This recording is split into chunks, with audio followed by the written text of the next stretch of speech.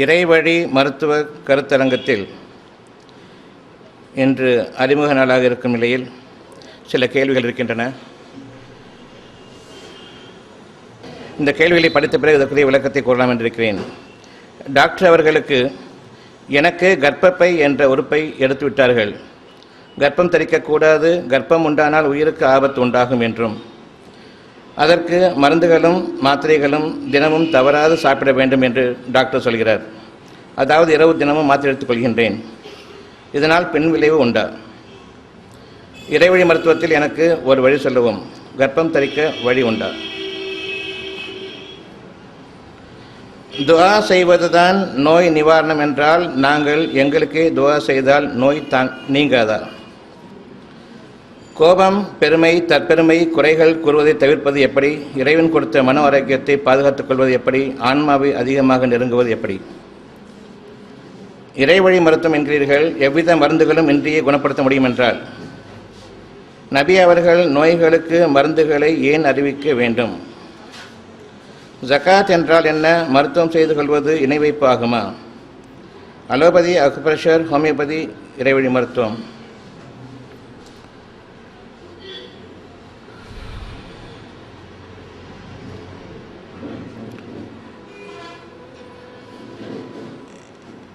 நாம் அனைவரும் இறைவனை நம்புபவர்கள், இறைவனை ஏற்றுக்கொண்டவர்கள். ஹிந்துவாக இருந்தாலும் சரி, முஸ்லீமாக இருந்தாலும் சரி, கிறிஸ்தவர்களாக இருந்தாலும் சரி, கடவுள் இருக்கிறார், தெய்வம் இருக்கிறது, இறைவன் இருக்கின்றான் என்று நாம் அனைவரும் ஏற்றுக்கொண்டவர்கள் தான். அப்படி என்றால் நாம் எவ்விதம் பிரிந்தோம்? ஒரு ஹிந்துவை கேட்டாலும் சரி, இறைவன் ஒருவன் தான். கிறிஸ்துவரை கேட்டாலும் சரி, தூய ஆவி ஒன்றுதான். முஸ்லீம்களை கேட்டாலும் சரி, இறைவன் ஒருவன் தான். பிறகு எங்கு மனிதர்கள் பிளவுபட்டார்கள்? வழிபடும் முறைகளில் மட்டுமே பிளவுகள் ஏற்பட்டன. இறுதியாக இறைவன் யார் என்று எந்த ஒரு இந்துவிடம் கேட்டாலும் சரி, பரம்பொருள் இறைவன் ஒருவன் தான், அந்த ஒருவன் தான் நிச்சயமாக நாங்கள் வணங்குகின்றோம். அந்த ஒருவனை எங்கு காண்பது என்று தெரியவில்லை. நீங்கள் கூறுங்கள், இறைவன் எங்கிருக்கிறான்? நிச்சயமாக நான் பின்பற்றுகின்றேன். என்னை பார்த்து ஒருவர் கேட்கும் பொழுது, இறைவன் எங்கிருக்கிறான் நீங்கள் கூறுங்கள், நான் பின்பற்றுகிறேன், எனக்கு தெளிவாக தெரிவியுங்கள் இதுதான் இறைவன் என்று. பதில் இல்லை. இறைவன் ஒருவன், அவனுக்கு உருவம் இல்லை என்கிறோம். அப்படி என்றால் நீங்கள் உருவமில்லாத அந்த இறைவனை எப்படி வணங்குகிறீர்கள் என்பதை நீங்கள் எனக்கு அறிவித்தால் தவிர என்னால் அதை வணங்க முடியாது. வணங்குவதற்கு எனக்கு எந்த ஆதாரமும் இல்லை, ஆதாயமும் இல்லை. எப்படி நான் இறைவனை வணங்குவது? இறைவன் யார் என்று நமக்கு தெரிந்தால் தவிர இறைவனை வணங்குவது என்பது நமக்கு இயலாத காரியம். இறைவன் யார் என்பதை நாம் இப்பொழுது அறியிருக்கின்றோம். நாம் பிரார்த்தனை செய்கிறோம். எதற்காக பிரார்த்தனை செய்கிறோம்? என்னுடைய நோய்கள் குணமாக வேண்டும் என்று பிரார்த்தனை செய்கிறோம். பிரார்த்தனை செய்தால் மட்டும் போதுமா? அப்படியானால் எங்களுக்கு நாங்களே பிரார்த்தனை செய்து கொள்வோமே. நாங்கள் எங்களுக்காக பிரார்த்தனை செய்து கொண்டால் அந்த நோய் நீங்காதா? இது ஒரு கேள்வி. நிச்சயமாக இறைவன் கூறுகின்றான், நான் உங்களுக்கு சமீபமாக இருக்கிறேன். பிரார்த்தனை செய்வோரின் பிரார்த்தனைக்கு அவர் பிரார்த்தித்தால் பதிலளிக்கிறேன். இதனுடைய பொருள் என்ன? நிச்சயமாக நான் சமீபமாக இருக்கின்றேன். என் அடியார்கள் என்னை பற்றி கேட்கிறார்கள், நீங்கள் கூறுங்கள், நிச்சயமாக நான் சமீபமாக இருக்கின்றேன். என் அடியார்கள் செய்யும் பிரார்த்தனைக்கு அவர்கள் பிரார்த்தித்தால் பதிலளிப்பவனாக இருக்கின்றேன்.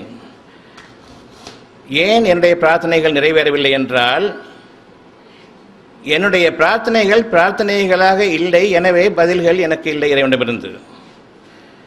நாம் முறையாக நம்முடைய வேதத்தை ஓதுமையானால் பிரார்த்தனை செய்வோரின் பிரார்த்தனைக்கு அவர் பிரார்த்தித்தால் விடையளிக்கின்றேன். இந்த வாசகத்தின் சூசுமத்தை நாம் அறிய வேண்டும். எந்த அடிப்படையில் இறைவன் நமக்கு பதிலளிக்கிறான் என்றால், நீங்கள் பிரார்த்தித்தால். நான் பிரார்த்திக்கிறேன் என்று கூறுகிறீர்கள், இறைவன் கூறுகின்றான், பிரார்த்தித்தால் பதிலளித்திருப்பேன். எனவே உங்களுடைய பிரார்த்தனையில் நிச்சயமாக அங்கு தீமை இருக்கிறது. அந்த பிரார்த்தனையில் உங்களுக்கு நன்மைகள் இல்லை. அந்த பிரார்த்தனையில் உங்களுக்கு நம்பிக்கையும் இல்லை. நம்பிக்கை இல்லாமல் ஒரு சடங்காக நீங்கள் பிரார்த்திக்கிறீர்கள், அந்த பிரார்த்தனைக்கு விடை இல்லை. உங்களுடைய பிரார்த்தனை எல்லாம் அவசரத்தின் அடிப்படையை கொண்டதாக இருக்கிறது. நீங்கள் எதற்காக பிரார்த்திக்கிறீர்களோ எதற்காக அவசரப்படுகிறீர்களோ அதற்காக நாமும் உங்களுக்காக அவசரப்பட்டு விட்டால் இதுவரையில் உங்களுடைய கதைகள் முடிந்தவைகளாக இருக்கும். நீங்கள் நன்மைக்கு அவசரப்படுகிறீர்கள், அவ்வாறல்ல, தீமைக்காகவே அவசரப்படுகிறீர்கள். உங்களுடைய பிரார்த்தனையில் பொறுமை வேண்டும். பொறுமையை உடையவர்களுடைய பிரார்த்தனைகள் மட்டுமே அவர்களுக்கு நன்மையுடையதாக இருக்கும். எப்பொழுது பொறுமை இல்லையோ அப்பொழுது உங்களுடைய பிரார்த்தனைகள் உங்களுக்கு தீமையாக இருக்கும். நீங்கள் தீமைக்கு அவசரப்படுகிறீர்கள், அதை போன்றே நாமும் உங்களுக்கு பதிலளிக்க அவசரப்பட்டு விட்டால் இந்நேரம் உங்களுடைய வாழ்க்கை கதைகளாக ஆகியிருக்கும். இறைவனுடைய எச்சரிக்கை. எல்லோரும் பிரார்த்திக்கிறார்கள், நான் மட்டுமல்ல, ஒவ்வொரு சமுதாயமும் பிரார்த்திக்கிறது. ஏன் அவர்களுக்கு பதிலளிக்கவில்லை இறைவன்? நீங்கள் அறிந்து கொள்ளுங்கள், என்னுடைய பிரார்த்தனை இறைவன் அங்கீகரிக்கவில்லை.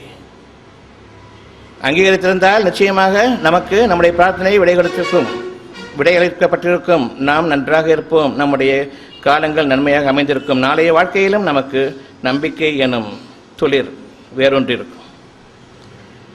எனவே நான் சமீபமாக இருக்கின்றேன். எவ்வளவு சமீபமாக இறைவன் இருக்கின்றான் என்பதை நாம் அறிய வேண்டும். நாம் இறைவனை தூரமாக பார்க்கிறோமா, சமீபமாக பார்க்கிறோமா? 1வது வானம், 2வது வானம், 3, 4, 5, 6, 7, 7க்கு மேல் ஒரு அர்ஷ், அதன் மீது இறைவன் இருக்கின்றான். நமக்கும் இறைவனுக்கும் வெகு தொலைவு. இது நாம் அறிந்து வைத்திருக்கக்கூடிய இறைவன். இறைவன் கூறுகிறான், நான் சமீபமாக இருக்கின்றேன். இரண்டுக்கும் உள்ள வேறுபாடு என்ன? எது சரி, எது தவறு? இறைவன் கூறுவது சரியா அல்லது நாம் கூறுவது தவறா? அல்லது நாம் கூறுவது சரியா, இறைவன் தவறாக சொல்லிவிட்டானா? எது சரி? இறைவன் எங்கிருக்கின்றான்? அழுது புலம்புகிறீர்கள். மிக பெரும் துன்பங்கள் ஏற்பட்டுவிட்டால் அழுது புலம்புகிறீர்கள், இறைவனே என்று கூப்பிடுகிறீர்கள், மானசீகமாகவும் இறைஞ்சுகிறீர்கள். தொண்டையில் தொனி இல்லாமலும் நீங்கள் உங்களுடைய தொண்டைகள் கம்மலாகி விடுகின்றன. அழுது புலம்பி இறைவனிடம் நீங்கள் கேட்கிறீர்கள் எங்கிருக்கிறான் என்று. எவ்வளவு சமீபமாக இருக்கின்றானோ அந்த அளவுக்கு நாம் நம்முடைய வார்த்தைகளில் மிகவும் தாழ்வு ஏற்பட்டு சன்னமான துணியில் நமக்கு நாமே இறைஞ்சக்கூடிய அளவுக்கு வந்துவிடுகின்றோம். அந்த அளவுக்கு இறைவன் சமீபமாக இருக்கின்றான். ஆனால் நாம் இறைவன் எங்கிருக்கிறான் நினைத்துக் கொண்டிருக்கிறோம் என்றால் 7வது வானத்திற்கு மேலாக இருக்கிறான் என்று. நீங்கள் வேதத்தின் பக்கம் வருவீர்களானால் இறைவன் சமீபமாக இருக்கின்றான். எவ்வளவு சமீபமாக? உங்கள் உயிரை விட சமீபமாக இருக்கின்றான். உங்களுடைய உயிர் நரம்பை விட சமீபமாக இருக்கின்றான். உங்களுடைய உயிருக்கும் உங்களுடைய மனதுக்கும் சமீபமாக இருக்கின்றான். எந்த அளவுக்கு என்னுடைய உயிர் எனக்கு நெருக்கமோ அந்த உயிரை விட சமீபமாக இருக்கின்றான். பிடரி நரம்பை விட சமீபமாக இருக்கின்றான். இதில் எதை நாம் மறுத்துக் கொண்டிருக்கின்றோம்? ஒவ்வொரு விஷயத்தையும் ஒவ்வொரு வாசகத்தையும் மறுத்துக் கொண்டிருக்கின்றோம். ஏன் நாம் வேதத்தை ஓதவில்லை? பிறர் கேட்க 3ஆம் அவர் சொல்லி நாம் கேட்டு இறைவனை தொலைத்து விட்டோம். எனக்கு சமீபமாக இருப்பவன் இறைவன் என்பதை எப்போது உணர்கிறோமோ அப்பொழுது உங்களுடைய பிரார்த்தனை பதிலளிக்கப்பட்டு விட்டது. எப்பொழுது 7வது வானத்திற்கு மேலாக இருக்கிறான் என்று கூறினோமோ அது குர்ஆனும் அல்ல, வேதமும் அல்ல, உண்மையும் அல்ல, நமக்கு இறைவனும் அல்ல. நாம் இறைவனை தொலைத்து விட்டோம். எனவே நம்முடைய பிரார்த்தனைகள் பலனளிக்காது. இறைவனை சமீபமாக உணரும் பொழுது நம்முடைய பிரார்த்தனை பலனளிக்கும். இறைவனை வெகு தொலைவிலாக ஆக்கிடும் பொழுது நம்முடைய பிரார்த்தனைகள் பலனளிக்காது. நீங்கள் உங்களுடைய இறைவன் யார் என்பதை உணர வேண்டும். என்னுடைய இறைவன் எனக்கு சமீபமாக இருந்து என்னுடைய தேவைகளை எனக்கு அறிவித்துக் கொண்டிருக்கின்றான். அவன் என்னுடைய இறைவன். இன்னொன்றும் இருக்கிறது, நன்மையும் தீமையும் சரி, இறைவனுடைய அனுமதி இல்லாமல் இல்லை. நன்மைகள் உங்களுடைய இறைவன் உங்களுடைய பாவங்களை மன்னித்து உங்களுடைய பாவங்களுக்கு பதிலாக பிரதிபலனாக அவற்றை நீக்கிவிட்டு, தீமைகளை நீக்கிவிட்டு அதற்கு பதிலாக நன்மைகளை அங்கு மாற்றி அமைக்கின்றான். நீங்கள் ஒரு சிறு நன்மை செய்தாலும் சரி, உங்களுடைய தீமைகளுக்கு அது பரிகாரமாக இருக்கிறது. இறைவன் ஏதாவது ஒரு தீமையை கொண்டு உங்களை தீண்டிவிட்டால் நிச்சயமாக அதை நீக்கக்கூடியவர் எவரும் இல்லை, எதுவும் இல்லை. உங்கள் இறைவன் ஏதாவது ஒரு நன்மையை உங்களுக்காக நாடிவிட்டால் அதனை தடுக்கக்கூடியவர் எவரும் இல்லை. ஒரு தீமையை உங்களுக்கு நாடிவிட்டால் அவனை தவிர உங்களுக்கு நீக்கக்கூடியவர் எவரும் இல்லை. உங்களுக்கு வேதம் என்று ஒன்று தெரிந்திருந்தால் வேதத்தின்படி ரசூல் தூதர் நடந்திருப்பார்களா, வேதத்திற்கு மீறி நடந்திருப்பார்களா என்பதை நீங்கள் சிந்தித்து பாருங்கள். வேதம் கூறுகிறது சமீபமாக இருக்கின்றேன், நாம் அறிவிக்கப்பட்டிருக்கிறோம் தூரமாக இருக்கின்றான். வேதம் கூறுகிறது இறைவன் தன்னை பற்றி கூறும் பொழுது நான் உங்களுக்கு ஒரு கெடுதியை நாடிவிட்டால் என்னை தவிர எவராலும் நீக்க முடியாது என்று. மருந்துகளை சாப்பிட்டால் நீக்கிவிடலாம் என்று ரசூல் கூறியிருக்கிறார்கள், தவறு. வேதமா அல்லது மனிதர்கள் சொல்லக்கூடிய பேச்சுக்களா, அறிவிப்புகளா, எது முக்கியம் உங்களுக்கு? நாம் நம்முடைய இறைவனை நெருங்கிக் கொண்டிருக்கின்றோம் என்பதை அறிந்து கொள்ளுங்கள். இறைவனுக்கு நெருக்கமாக நாம் ஆகிக் கொண்டிருக்கின்றோம் என்று அறிந்து கொள்ளுங்கள். இறைவனை எனக்கு நெருக்கமாக ஆக்கினால் தவிர எனக்கு உதவி செய்வர் எவரும் இல்லை. இறைவனை தவிர உங்களுக்கு உதவி செய்வன் எவரும் இல்லை. அவனுக்கு ஒப்பாக எதுவும் இல்லை, எவரும் இல்லை. எனவே நீங்கள் எந்த அடிப்படையின் பக்கம் நீங்கள் திரும்புவீர்கள்? இறைவனை தவிர எனக்கு என்னுடைய நன்மைகளை எனக்கு சமீபமாக இருந்து எனக்கு அறிவிக்கக்கூடியவன் வேறு யார்? எனக்கு ஒரு தேவை என்று ஒரு உணர்வுகள் தோன்றினால் அந்த தேவை எங்கிருந்து ஏற்படுகின்றன? நான் என்ற தேவையை உருவாக்குகின்றேனா அல்லது தேவை தானாக உருவாகிறதா? உங்கள் இருதயங்களில் ஒரு எண்ணம், ஒரு விருப்பம், ஒரு தேட்டம், இது முதன்முறையாக நீங்கள் உருவாக்குகிறீர்களா அல்லது இறைவன் உங்களுக்காக உருவாக்குகிறானா? அது தானாக தோன்றுகிறதா அல்லது நீங்கள் உருவாக்குகிறீர்களா? பெரும்பாலான எண்ணங்கள் அதன் மீது எனக்கு நம்பிக்கை இல்லை. இது எப்படி சாத்தியம் என்ற அடிப்படையிலேயே என்ற எண்ணங்கள் தோன்றுகின்றன. நான் எப்பொழுதும் நிம்மதியாக வாழ வேண்டும் என்ற எண்ணம் எனக்கு இருக்கிறது. அதைத் தொடர்ந்து எப்படி அது சாத்தியம்? சோதனைகளும் வேதனைகளும் வந்துதான் தீர வேண்டும்.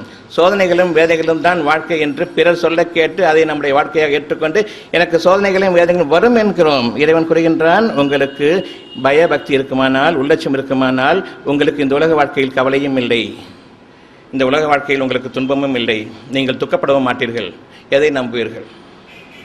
சோதனைகளும் வேதனைகளும் ஏன் வருகின்றன? இதை நம்பாததன் காரணமாக இறைவன் எதை உங்களுக்கு நன்மாராயமாக செய்திகளாக அறிவிக்கின்றானோ அந்த செய்திகளை நம்பாததன் காரணமாகவே உங்களுக்கு உங்களுடைய தீமைகள் வருகின்றன. முடிந்தால் அந்த தீமைகளை நீங்கள் நீக்கிக் கொள்ளுங்கள். இன்றைக்கி நீங்கள் ஹாஸ்பிட்டல் போய் பார்த்தீங்கன்னு சொன்னால் ஒரு நாளைக்கு எத்தனை இறப்புகள்! தெய்வமே என்று அங்கு மனித கூட்டங்கள் சென்று அலைமோதுகின்றன. அங்கு இறப்பு, இறந்த பின்பு பிணத்திற்கு வைத்தியம்.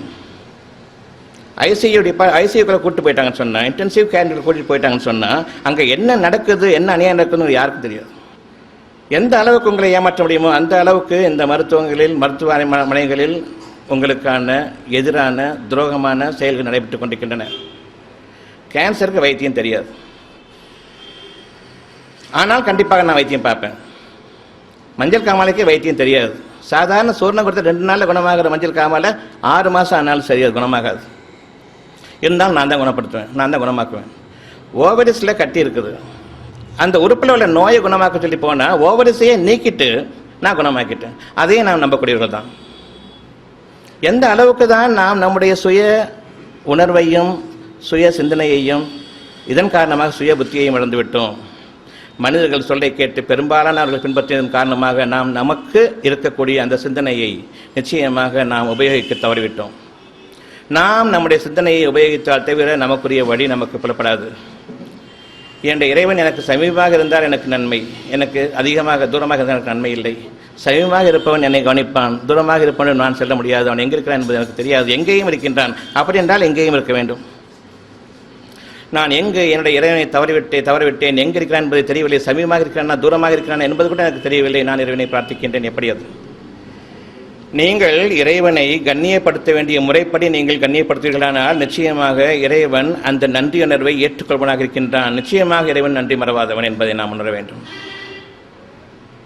இறைவனுக்கு நான் நன்றியோடு இருக்கிறேனா என்பது அதற்கான ஒரே வழி உங்களுடைய சிந்தனையில் நீங்கள் உங்களுடைய இருதயத்தின் பக்கம் சென்று சிந்திக்கிறீர்களா இல்லையா?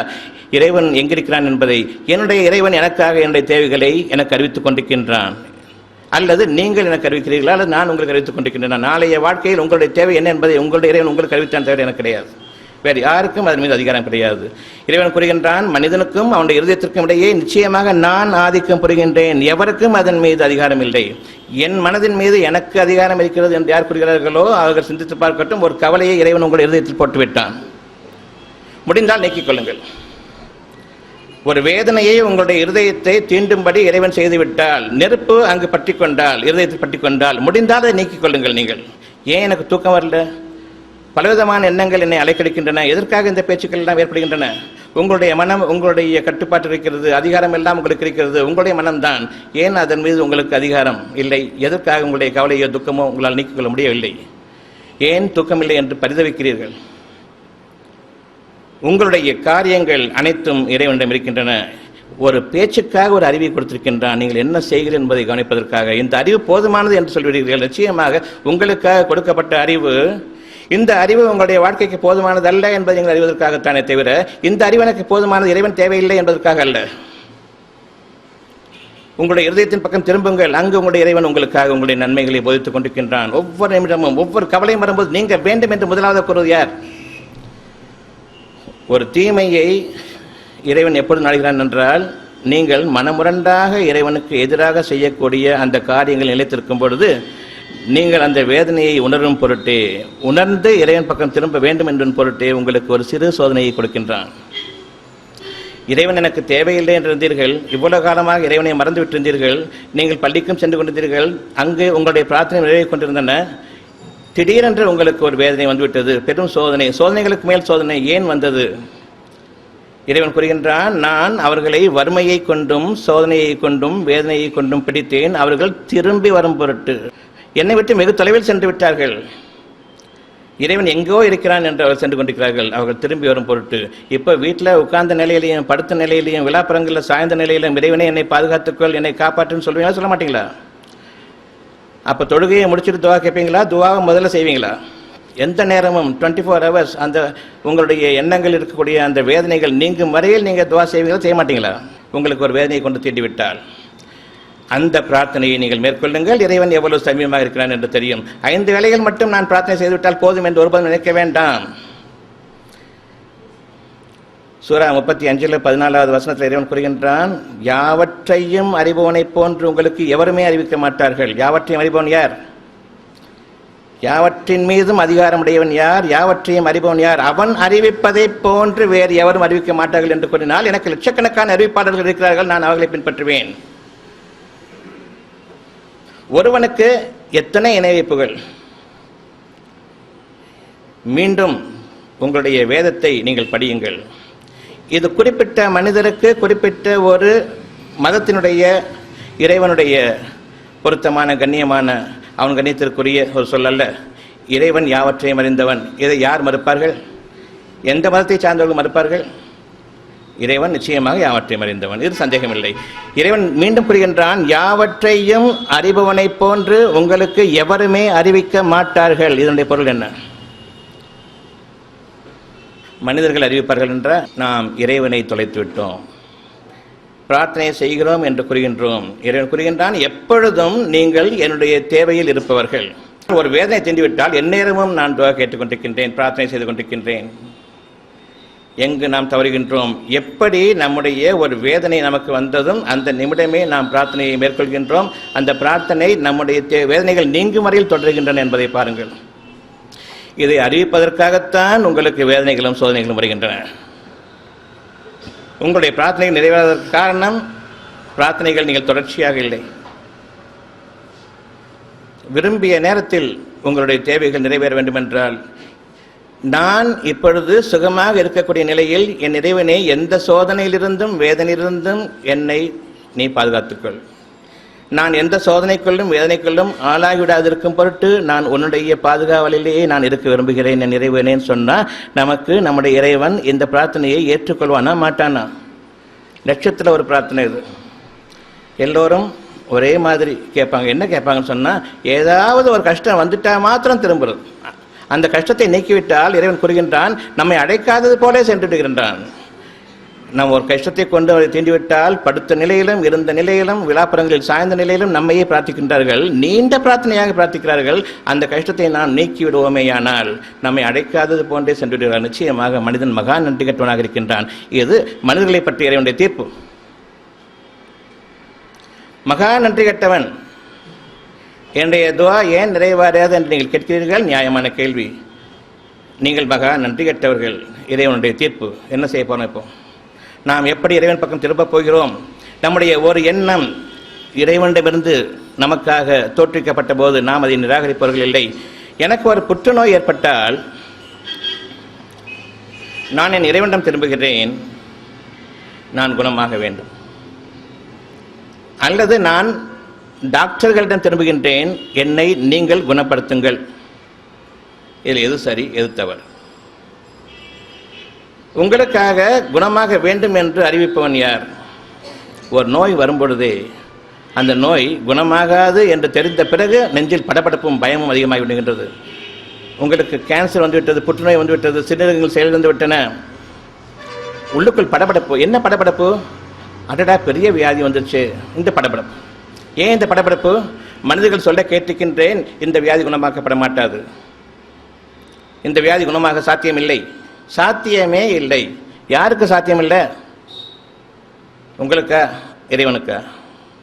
என்ன பதில்? மனிதர்களுக்கு சாத்தியம் இல்லையா, இறைவனுக்கு சாத்தியம் இல்லையா? உங்களுடைய பிரார்த்தனைகளை நீங்கள் மேற்கொள்ளுங்கள். அந்த பிரார்த்தனைகளுக்கு முன்பாக இறைவன் யார் என்பதை அறிந்து கொள்ளுங்கள். எனக்கு ஒரு நோய் ஏற்பட்டுவிட்டது, தீராத நோய். உடனே படபடப்பு. ஏன்? இறைவன் குணமாக வேண்டும் என்று கூறுகிறான், ஏற்றுக்கொண்டேன். பிறகு வெளியில் பார்க்கின்றேன், இது குணமாக சாத்தியமே இல்லை என்பது மனிதர்களுடைய மொழியாக இருக்கின்றது. பெரும்பாலானோர் கூறுகிறார்கள், இந்த வியாதி குணமாக்க சாத்தியம் இல்லை. எனவே குணமாக வேண்டும் என்ற அந்த ஒரு தேவைக்கும், அந்த ஒரு ஆசைக்கும், அந்த ஒரு தேட்டத்திற்கும், குணமாகாது என்று சொல்லக்கூடிய மனிதர்களுடைய அந்த கேள்விக்கும் நிச்சயமாக போராட்டம். இதில் எது ஜெயிக்கிறது?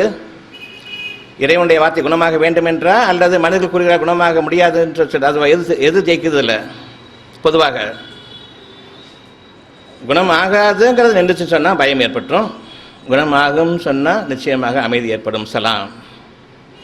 உங்களுக்கு சலாம் வேணுமா, அல்லது மனசில் ஏற்படக்கூடிய குழப்பங்களும் பயமும் வேண்டுமா? எது வேணும்?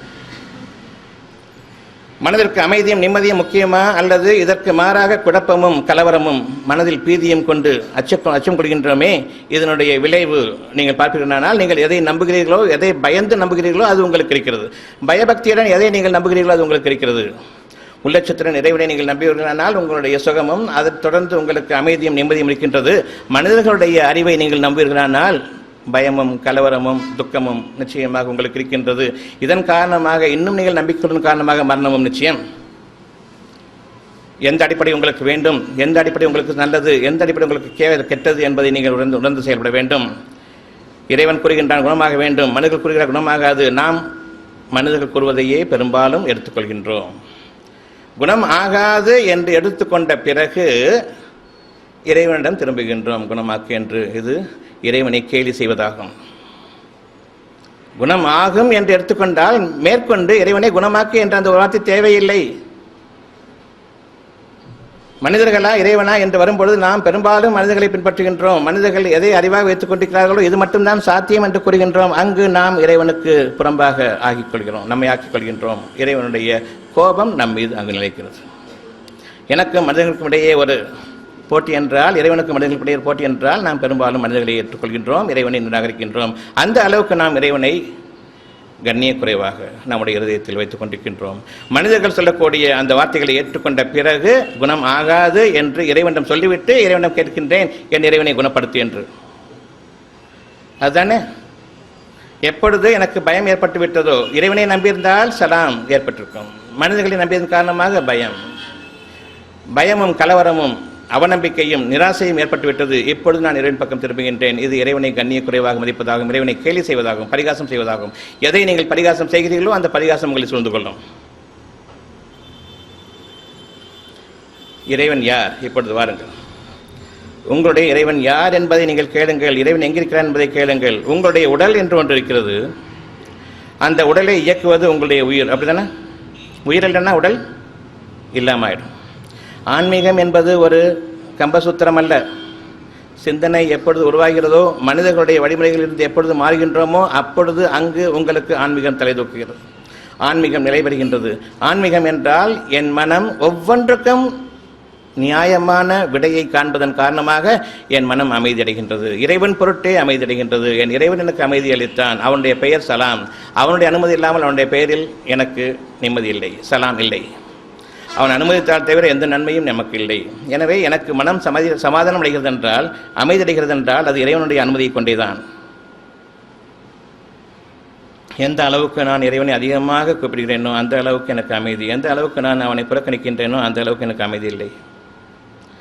இப்பொழுதும் கூட என்னுடைய பிரார்த்தனை இங்கு சமாதானம் நிலைபெறட்டும், இறுதி வரையில் இருதயங்கள் திறக்கட்டும், அதில் நம்முடைய எண்ணங்கள் இருக்கின்றன, அந்த எண்ணங்களில் நன்மைகள் துலங்கட்டும். அந்த எண்ணங்களில் நன்மைகள் துலங்குவது எப்படி என்றால், அந்த எண்ணங்களின் மீது நம்பிக்கை கொள்வது. எண்ணங்களில் தூய்மையை தவிர இல்லை. எனக்கு எதிரான எண்ணங்கள் என்னுடைய எண்ணங்கள் அல்ல, எனக்கு நன்மையான எண்ணங்கள் மட்டுமே என்னுடைய எண்ணங்கள். நான் எங்கு திருப்பப்படுகின்றேன்? நன்மையான எண்ணங்களை தவிர்த்து தீமையான எண்ணங்களின் பக்கம் நான் செல்வதற்கு எனக்கு என்ன கேடு? இறைவன் உங்களுக்கு தீமையை அளிப்பானா நன்மையை அளிப்பானா? எதை வாக்குறுதி அளிக்கிறான் உங்களுக்கு? சலாம் என்ற அந்த இறுதியை நோக்கி செல்லக்கூடிய அவ்வளவு நன்மைகளையும் உங்களுக்கு வாக்களிக்கின்றான் உங்களுடைய இருதயங்களில். ஆனால் நாம் நம்பிக்கை இல்லாதன் காரணமாக, அவநம்பிக்கை கொண்டதன் காரணமாக இறைவனுடைய அந்த மிக பெரும் அருட்கொடைகளை பாக்கியங்களை நிராகரித்துவிட்டு நன்மைக்கு பதிலாக தீமையை எண்ணம் கொள்கின்றோம். இதுவே நடக்கும் என்று நாம் விரும்பும் பொழுது இறைவன் நிச்சயமாக கூறுகின்றான், நான் என் அடியார்களுக்கு ஒரு அணுவளவும் அநியாயம் செய்யவில்லை, அவர்கள் தங்களுக்கு தாங்களே அநியாயம் செய்து கொண்டார்கள். நம்பிக்கை என்றால் என்ன? எதை என் இறைவன் எனக்கு அளிக்கின்றானோ நன்மையாக, அந்த நன்மையின் மீது நான் உறுதி கொள்கின்றேன், சந்தேகம் கொள்வதில்லை. இது நம்பிக்கையாகும். என்னுடைய உயிர் என் உடலை இயக்குகிறது. நன்றாக நீங்கள் மனதில் பதிய வையுங்கள். உங்களுடைய உடலை இயக்கி கொண்டிருப்பது உயிரோட்டம். உயிர் இல்லைன்னு சொன்னால் செத்து போயிடுவோம், அதான் ஜடமாயிரும், எதுவும் அசையாது. அந்த உயிருக்கு உயிரோட்டம் அளிப்பது எது? உயிரும் நடைபெற வேண்டும், ஓட்டம் பெற வேண்டும், அதற்கும் உயிர் வேண்டும். அந்த உயிருக்கு உயிரோட்டம் அளிப்பது எது? ஏன் உயிர் நின்று போயிடுது? ஒருத்தர் சாக கிடக்கிறார், மரண படுக்கையில் இருக்கார். டாக்டர்கள்லாம் கைவிட்டாச்சு. எதை நம்ம நம்பி போனோமோ, டாக்டரும் உதவி செய்ய நம்பி போனோமோ, டாக்டர் உதவி செய்ய இல்லை. பிரார்த்தனை பண்ணியாச்சு, பிரார்த்தனையும் நம்பிக்கை இல்லை. இப்போ இறந்து போவார்னு உறுதியாயிருச்சு. இப்போ இறுதியாக நீங்கள் சொல்லக்கூடிய வார்த்தை, அந்த வியாதியுற்ற மனிதருக்கு நீங்கள் சொல்லக்கூடிய வார்த்தை ஒன்று இருக்கிறது. அது என்ன? மனசை விட்டுறாதீங்க, அல்லது உயிரை விட்டுறாதீங்கன்னு சொல்லுவாங்களா? மரணப்படுக்கையில் இருக்கக்கூடிய அந்த மனிதரை பார்த்து உஷ்ட விட்டுறாதீங்கன்னு சொல்லுவாங்களா, மனசை விட்டுறாதீங்கன்னு சொல்லுவாங்களா? உயிரை விட்டுறாதீங்கன்னு சொல்றது அசிங்கமா இருக்கும் கேட்கறதுக்கு. மனசை விட்டுறாதீங்க, அந்த மனசை விட்டுறாதீங்கன்னு சொல்லும் பொழுது உயிருக்கு ஊட்டம் அளிக்கக்கூடியது அந்த மனமாகும். உயிரை பற்றி கவலைப்படாதீங்க, உடலை பற்றி கவலைப்படாதீங்க. உடலுக்கு ஊட்டமளிக்கக்கூடியது உயிர் என்றால், உயிருக்கு ஊட்டமளிக்கக்கூடியது மனம். அந்த மனதை நீங்கள் பாதுகாத்துக் கொள்ளுங்கள். அந்த மனதில் நன்மைகள் இருந்தால் உங்களுடைய உயிர் நிலைக்கும். அந்த மனதில் தீமைகள் இருந்தால் உங்களுக்கு எதிரான எண்ணங்கள் தீமைகளாகும். இறைவன் உங்களுக்கு அளித்ததை உறுதியாக பற்றிக் கொள்ளுங்கள். குணமாக வேண்டும் என்று உங்கள் இறைவன் உங்களுடைய இதயத்துக்கு அளித்தால் அதை நீங்கள் உறுதியாக பற்றிக் கொள்ளுங்கள். மனிதர்களுடைய கேள்வி வாயிலாக நீங்கள் போட்டுக்கொண்ட அந்த விஷயங்களை பற்றி கொண்டு இறைவனுடைய அந்த வாக்குகளை நிராகரித்துவிட வேண்டாம். மனதில் தீங்கு நிறையும், பிறகு உயிரோட்டம் இல்லாமலாகிவிடும். மனம் செத்துவிட்டது, உயிர் என்றோ செத்துவிட்டது. எனவே எண்ணப்பட்ட நாட்களே பாக்கி இருக்கிறது, எப்பொழுது உங்களுடைய உயிர் பிரியும் என்பதற்கு. உறுதியாக நீங்கள் இறைவன் பக்கம் திரும்புங்கள். நன்மைகள் இறைவனிடமிருந்து, தீமைகள் ஷைத்தானிடமிருந்து. பெரும்பாலான மனிதர்கள் நிச்சயமாக ஷைத்தான்களாக ஆகிவிட்டார்கள். இறைவன் யார் என்பதை தெரியவில்லை, நரகத்திற்கென்றே ஆகிவிட்டார்கள். இது இறைவன் வாக்காக இருக்கிறது. எந்தவித கோளாறும் இல்லாமல் நான் மனிதனுடைய மனதை படைத்தேன், ஆனால் அவன் நமக்கு புறம்பாகவே செயல்படுகின்றான். எனவே அவனுடைய தீங்குகளின் காரணமாக அவனுடைய வழிகேட்டிலேயே நாம் அவனை விட்டுவிட்டோம். அவர்களுக்கு நரகம் நிச்சயமாகிவிட்டது. பெரும்பாலோர் நரகத்திற்கென்றே ஆகிவிட்டார்கள். அவர்களை பற்றி உங்களுக்கு நான் எச்சரிக்கின்றேன். பெரும்பாலான மனிதர்களை நீங்கள் பின்பற்றுகிறனால் அவர்கள் உங்களை இறைவனுடைய பாதையிலிருந்தும் தடுத்து வழிகேட்டில் ஆக்கிவிடுவார்கள். பிறகு நீங்கள் நேர்வழி பெறமாட்டீர்கள். இறைவனுடைய எச்சரிக்கை. எனவே நாம் பெரும்பாலான மனிதர்கள் எங்கு செல்கிறார்களோ அவர்களை விட்டு விலகுகின்றோம். இறைவன் தனித்தவனாக எனக்கு எதை கூறுகின்றானோ, என்னுடைய நன்மைகளுக்கு என் இறைவன் எதை என்னுடைய இதயத்தில் இறக்கின்றானோ அதை நீங்கள் உறுதியாக பற்றி பிடித்துக் கொள்ளுங்கள். இது வேதத்தினுடைய சாராம்சமாகும். உங்களுடைய இதயத்திற்குரிய நன்மைகள் உங்களுக்கு வேண்டுமா வேண்டாமா, உங்களை நீங்கள் கேட்டுக்கொள்ளுங்கள். வேண்டுமென்றால் பற்றிக் கொள்ளுங்கள். நன்மை இறைவனிடமிருந்து, தீமை உங்களிடமிருந்தே. அதாவது உங்களை போன்றோரிடமிருந்து நீங்கள் எதை அவர்களை நம்பிக்கை கொண்டு ஏற்றுக்கொண்டீர்களோ அந்த உங்களிடமிருந்த தீமைகள். இறைவனோ யாவற்றையும் அறிந்தவன், யாவற்றின் மீதும் ஆற்றல் மிக்கவன் என்பது உங்களுடைய உறுதியான எண்ணமாக இருக்குமானால் அந்த உறுதிக்கு உரியவனை நீங்கள் பின்பற்றுங்கள். இறைவனை பின்பற்றுங்கள், வேறு யாரையும் பின்பற்ற வேண்டாம். உங்களுடைய இறைவன் உங்களுக்கு நன்மையை தவிர அறிவிக்க மாட்டான். அந்த நன்மையை பின்பற்றுங்கள். இந்த நன்மையை நீங்கள் உங்களுடைய வாழ்க்கைக்கு ஆக்கிக் கொள்வதற்காக எந்த வழிமுறையையும் ஆக்கவில்லை. இது ஒரு சோதனை. எனவே சுற்றுமுற்றும் பார்க்கிறோம், இப்படிப்பட்ட ஒரு எண்ணத்தை நிறைவேற்றிக் கொள்ள எந்த உலக வழிமுறையும் இல்லை. எனவே நான் எப்படி செயல்படுவது? இறைவனை நம்பினால் வேலைக்காகாது. இதெல்லாம் நடக்கக்கூடிய காரியம் அல்ல, சாத்தியமான காரியம் அல்ல. எனவே நாம் மனிதர்களை பின்பற்றுவோம். மனிதர்கள் என்ன சொல்கிறார்களோ அந்த வகையை பின்பற்றுவோம். பெரும்பாலான மனிதர்கள் இறைவனை தவறவிட்டு விட்டார்கள். ஏன் உங்களுடைய பிரார்த்தனை நிறைவேறுகிறது என்கிற பிரார்த்தனை ஏன் நிறைவேறக்கூடாது? நாங்களே பிரார்த்தனை செய்து கொள்வோமே. ஆம், நீங்கள் பிரார்த்தனை செய்கிறீர்கள், ஏன் நிறைவேறுவதில்லை? அவநம்பிக்கையுடனே பிரார்த்தனை செய்கிறீர்கள், அவ்வளவுதான். நீங்கள் நம்பிக்கையுடையவர்களாக இருந்தால் நிச்சயமாக இறைவன் நம்பிக்கையாளர்களுக்கு மோசம் செய்ய மாட்டான்.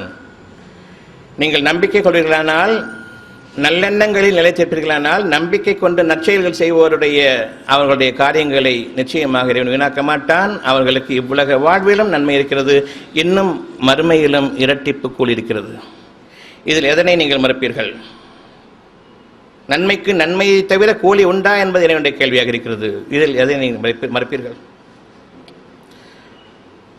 மனசை உற்றாதீங்க. மனசில் என்ன இருக்குது உற்றாமல் இருக்கிறதுக்கு? குணமாகணும்னு இறைவனுடைய வாக்கு இருக்குது, அதை உற்றாதீங்கன்னு அர்த்தம். மனிதர்கள் சொல்ல கேட்டுட்டு, இந்த டாக்டர் சொல்ல கேட்டுட்டு நீங்கள் இறைவனுடைய வாக்கை விட்டுறாதீங்கன்னு அர்த்தம். இறைவனா டாக்டரா? இந்த இடத்துல டாக்டர் தான். இறப்பு நிச்சயம். இறைவனா? நிச்சயமாக உங்களுடைய சோதனைகளிலிருந்து நீங்கள் மீடும் பொழுது மிக பெரும் அத்தாட்சியை கொண்டு நீங்கள் இறைவனை உணர்வீர்கள். எது உங்களுக்கு அவசியமானது, எது உங்களுக்கு அனாவசியமானது, எந்த பாதையில் நீங்கள் உங்களை தொலைத்து விட்டீர்கள், எந்த பாதை உங்களுக்கு நெருக்கமானது என்பதை நீங்கள் இன்று அறிய வேண்டும். உங்களுடைய இறைவன் உங்களுடைய இருதயத்தில் இப்பொழுதும் இறக்கிக் கொண்டிருக்கின்றான். ஒவ்வொருடைய இருதயத்தில் இறக்கிக் கொண்டிருக்கின்றான் நன்மைகளாக. நாளைய வாழ்க்கை எனக்கு நன்மையாக அமைய வேண்டும் என்ற அந்த உறுதியை கொண்டு இறக்கிக் கொண்டிருக்கின்றான். நீங்கள் அந்த உறுதியை பின்பற்றுங்கள். நன்மையாக எதை இறக்கிறானோ அதை தவிர்த்து மனிதர்கள் கூறக்கூடிய அவர்களுடைய வழிகடிகளெல்லாம் காதில் வாங்கி கொண்டு இறைவனை மறந்து நீங்கள் உங்களுக்கு தீமையையே நீங்கள் அதிகமாக நம்புகிறீர்கள். எனவே இறைவன் அனுபவமும் அநியாயம் செய்யவில்லை. உங்களுடைய தீமைகளே உங்களை வந்து அடைய இருக்கின்றது. இன்று வரையிலும் உங்களுடைய தீமைகளை உங்களை வந்து அடைந்து கொண்டிருக்கின்றன என்பதை பற்றி நீங்கள் உறுதியாக இருந்து கொள்ளுங்கள், நம்பிக்கை கொள்ளுங்கள். நான் எனக்கு தவறிழைத்து விட்டேன், என் இறைவன் எனக்கு எந்த அநியாயமும் செய்யவில்லை. ஒருவருடைய இருதயத்திலாவது நாளைய வாழ்க்கை எனக்கு நாசமாக போகட்டும் நினைங்க பார்ப்போம், சொல்லுங்க பார்ப்போம். ஆனாலும் நாசமாகி விடுமோ என்ற பயம் இருக்கிறது. நாளை எனக்கு ஒரு தவறு நேர்ந்துவிடுமோ என்ற பயம் இருக்கிறது. எதை கொண்டு அந்த பயம்? நாளை நன்மை மட்டுமே என்று உங்களுக்கு இறைவன் அறிவித்திருக்கு. மனிதர்களுடைய வழிமுறையில் இது சாத்தியமில்லை, எனக்கு கேடுதான் என்று நீங்கள் கூறும் பொழுது இந்த இரண்டுக்கு இடையே உள்ள போராட்டம், குழப்பமும் கலவரமும், அங்கு உங்களுடைய மன அழுத்தம் அதிகமாகிறது. மனதில் எப்பொழுது அழுத்தம் வந்துவிட்டதோ உயிர் அழுத்தத்தில் உடல் நிச்சயமாக எங்கும் அங்குமாக சிதறிவிடுகின்றது, இயக்கம் கொள்ள மறைக்கிறது. இதை நீங்கள் பெராலிசிஸ் என்பீர்கள், பக்கவாதம் என்பீர்கள். இருதயம் வழிகண்டு விட்டது, இருதய நோய் என்பீர்கள். இரத்த அழுத்தம் கூடிவிட்டது என்பீர்கள். மூளையில் ஸ்ட்ரோக் வந்துடும், இருதயத்தில் ஸ்ட்ரோக் வந்துடும். நிச்சயமாக இறப்பு எனக்கு நிச்சயம் என்று நீங்கள் முடிவு கட்டுகிறீர்கள். அவ்வாறல்ல, அதற்கும் முன்பாக உங்களுடைய இறுதி நாள் நெருங்குவதற்கு முன்பாக சுகமடைய வேண்டும் என்று இறைவன் சதா கூறிக்கொண்டிருப்பதை நீங்கள் மறந்தவர்களாகவே இருக்கிறீர்கள். நாம் காதுகளில் மந்தம் கொண்டு விட்டோம், பார்ப்பவற்றையும் நம்புபவர்கள் இல்லை. அதாவது இந்த டாக்டர்களை நம்பி செல்வதனால் எந்த விதமான புண்ணியமும் இல்லை. அங்கு போபவர்கள் இறந்து கொண்டிருக்கிறார்கள், அதுவும் தெரியும். ஒரு கார்டியாக் ஸ்பெஷலிஸ்ட் கிட்ட போனால், ஸ்பெஷலிஸ்ட் என்ன குணமாக்கத்தேன்னு ஆகணும், ஏன்னா ஸ்பெஷலிஸ்ட். சாதாரண டாக்டர் இருந்தால் பரவாயில்ல, இறந்து போயிட்டான்னு சொல்லலாம். ஏன் கார்டியாக் ஸ்பெஷலிஸ்ட் போயிட்டு சாகணும்? அப்படி என்றால் கார்டியாக் ஸ்பெஷலிஸ்ட்டுக்கு இருதயத்தை விட என்ன செய்யணும்னு தெரியல.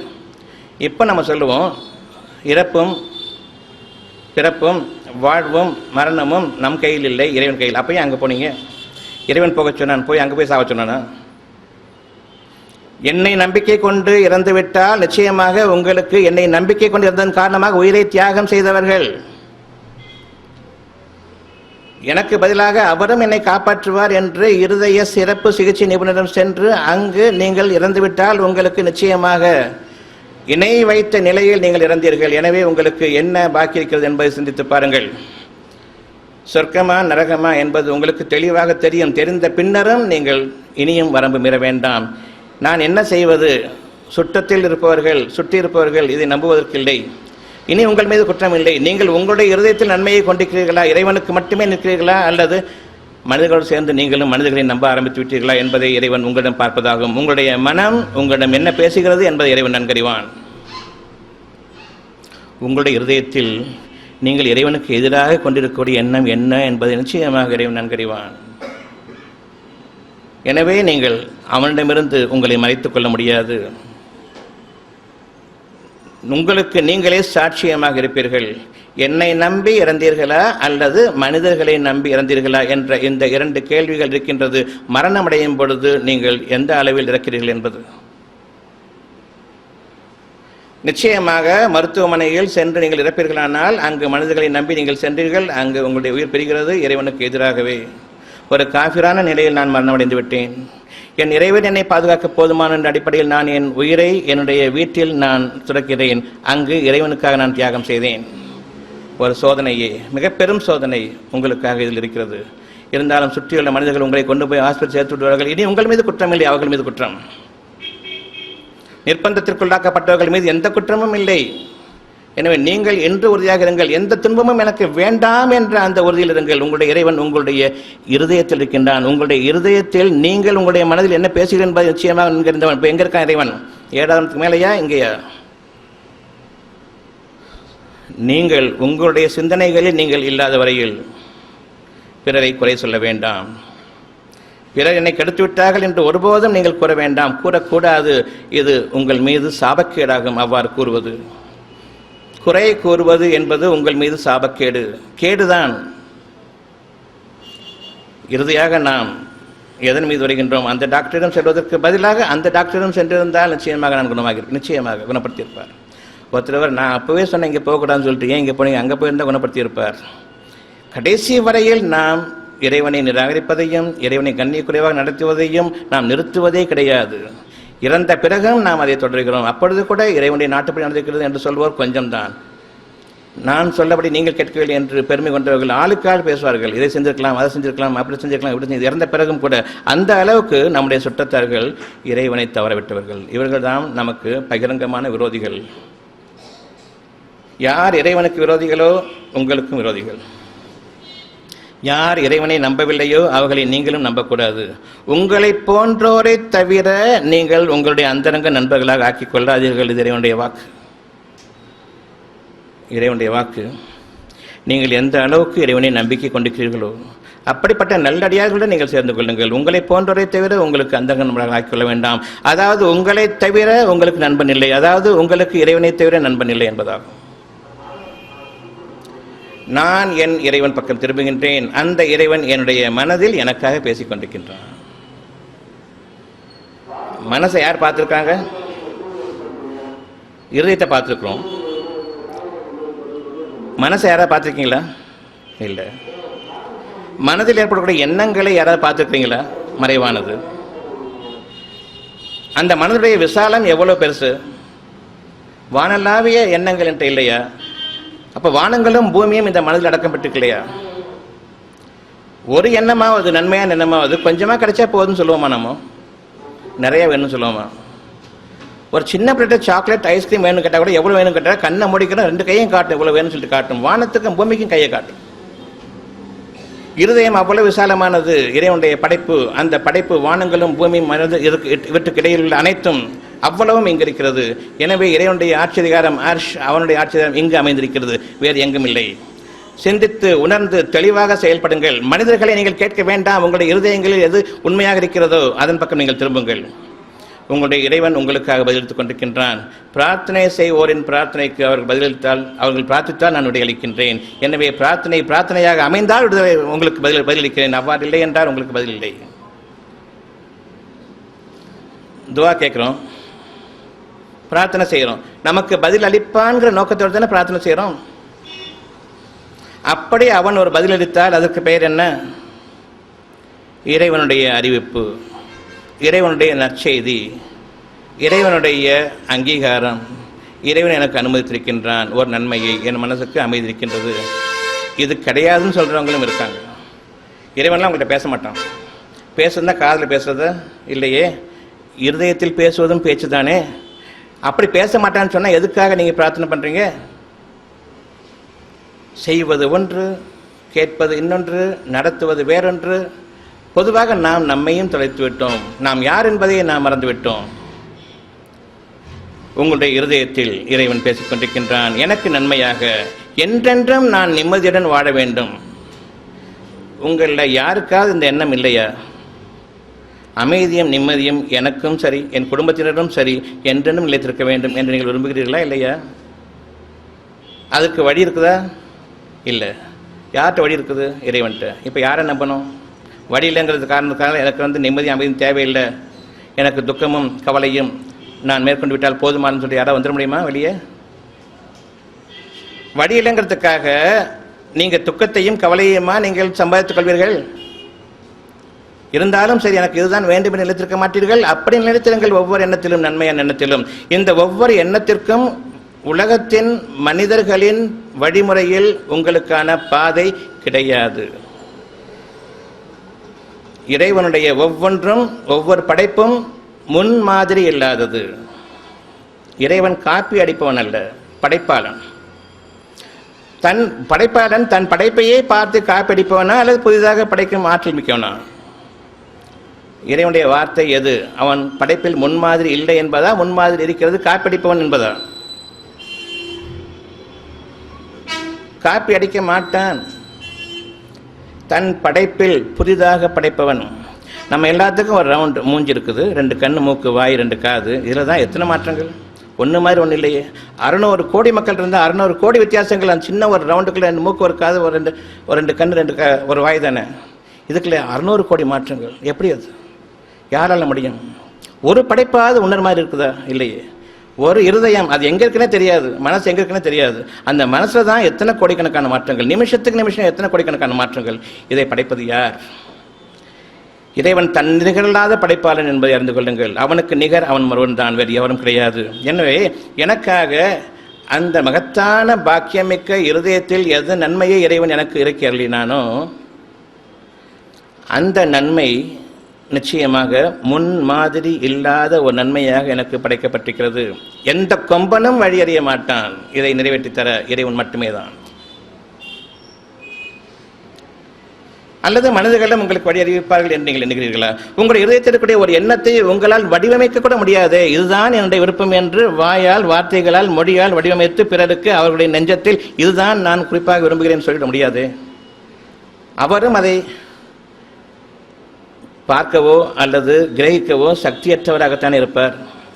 இறைவன் ஒருவன் மட்டும்தானே உங்களுடைய உணர்வுகளை அறிந்தவன். ஏனென்றால் படைத்தவன் அவன் ஒருவன் தான். அவனுக்கு மட்டுமே நான் கூறுகின்றேன், என் இறைவனை, என் இருதயத்தில் உள்ளதை நீயே நன்கறிவாய். எல்லாம் முடிஞ்சு போச்சா அந்த பிரார்த்தனையில்? அல்லது அவன் கொடுத்த பிரார்த்தனை நான் அவனுக்கே விவரித்து சொல்லணுமா? எனக்கு வார்த்தைகள் கிடையாது. உணர்வுகள் இருக்குது, உணர்வுகளுக்கு வார்த்தைகள் கிடையாது, உணர்ச்சிகளுக்கும் வார்த்தைகள் கிடையாது. எப்படி?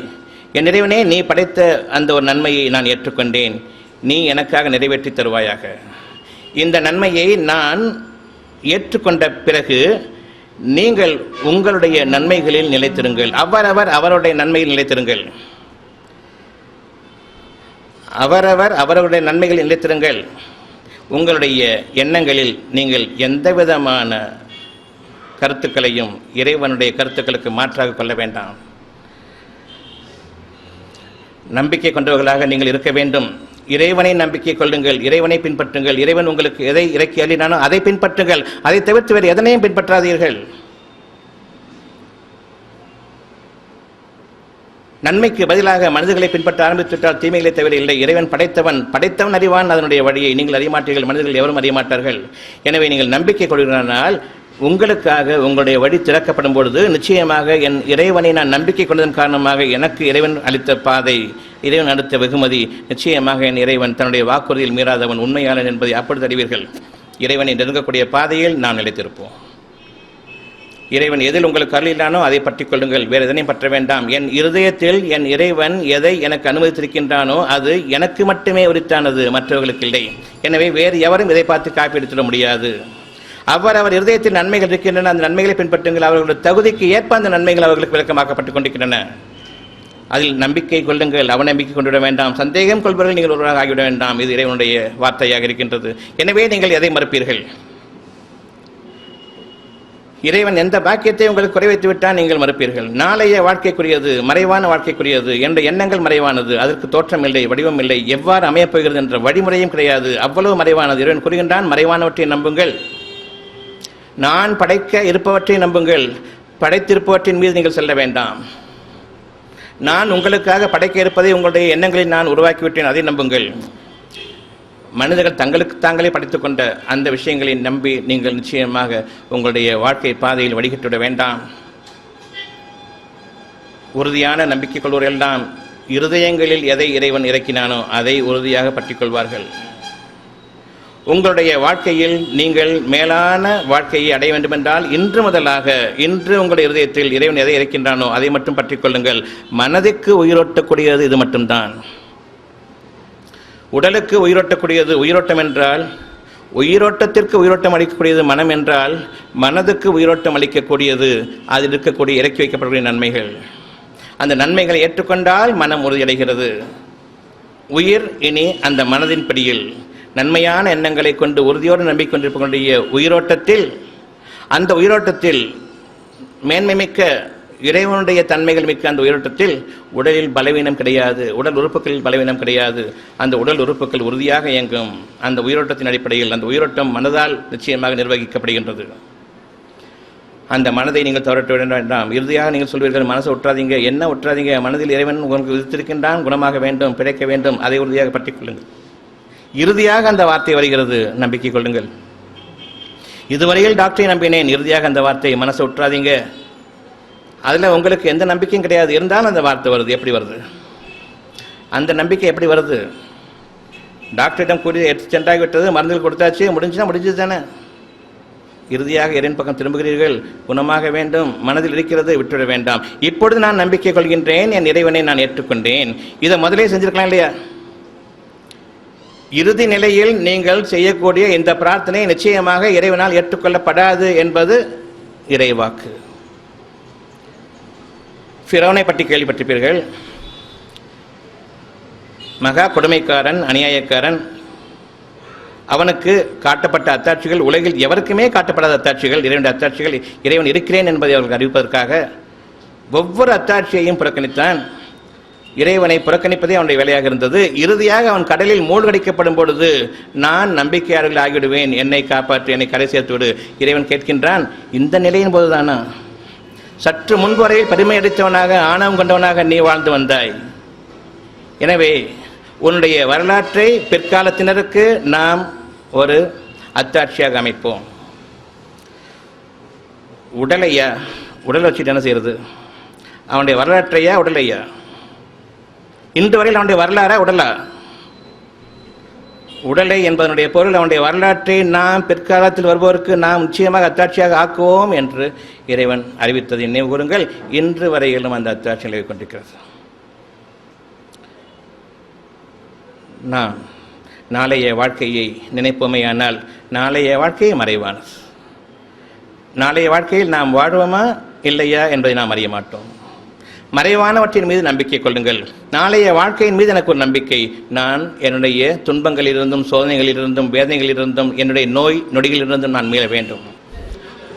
உங்களுடைய வாழ்க்கையில் நீங்கள் பின்பற்ற வேண்டியது உங்களுடைய இருதயத்தை. அந்த இருதயத்தை உங்களுடைய இறைவன் உங்களுக்கான நன்மையாக இறக்கிக் கொண்டிருக்கின்றான். அந்த நம்பிக்கையின் மீது நீங்கள் நிலைத்திருக்க வேண்டும். உங்களுடைய இறைவன் என்று நான் உங்களிடம் கூறும்பொழுது, நான் உங்களுடைய இறைவன் பக்கம் திருப்புகின்றேன், என் பக்கம் திரும்புகிறேன் என்று கூறவில்லை. அவசரப்பட்டு கேள்விகளை கேட்க வேண்டாம். உங்களுடைய இருதயத்தின் பக்கம் திருப்புகின்றேன். அங்கு இறைவன் உங்களிடம் பேசிக் கொண்டிருந்தால் அந்த இருதயத்தை பின்பற்றுங்கள். என்னை பின்பற்றுங்கள் ஒருபோதும் நான் கூறியதில்லை. எனவே நீங்கள் உங்களுடைய இருதயத்தின் பக்கம் திரும்புவவர்களாக இருப்பீர்களானால் உங்களுக்கு நல்லது. எனக்கு நன்மையை என் இறைவன் எனக்கு விதைத்துக் கொண்டிருக்கின்றான். என் நன்மையை மட்டுமே நான் எனக்கு பின்பற்றிக் கொண்டிருக்கின்றேன். நன்மைகளை உங்களுக்கு இறைவன் அளிப்பானா அல்லது ஷைத்தான் அளிப்பானா? நன்மைகள் இருக்கும்பொழுது தீமைகளை நான் என் மனதில் கொள்கின்றேன். இதை நான் ஏற்பட்டு விடுமோ என்று நான் பயப்படுகின்றேன். இது ஷைத்தானா அல்லது இறைவன் அறிவித்த அறிவிப்பை நீங்கள் பின்பற்றுபவர்களா? எதனை நீங்கள் பின்பற்றினீர்கள்? கெட்டது என்றால் சைத்தானிடமிருந்து, நன்மை என்றால் இறைவனிடமிருந்து.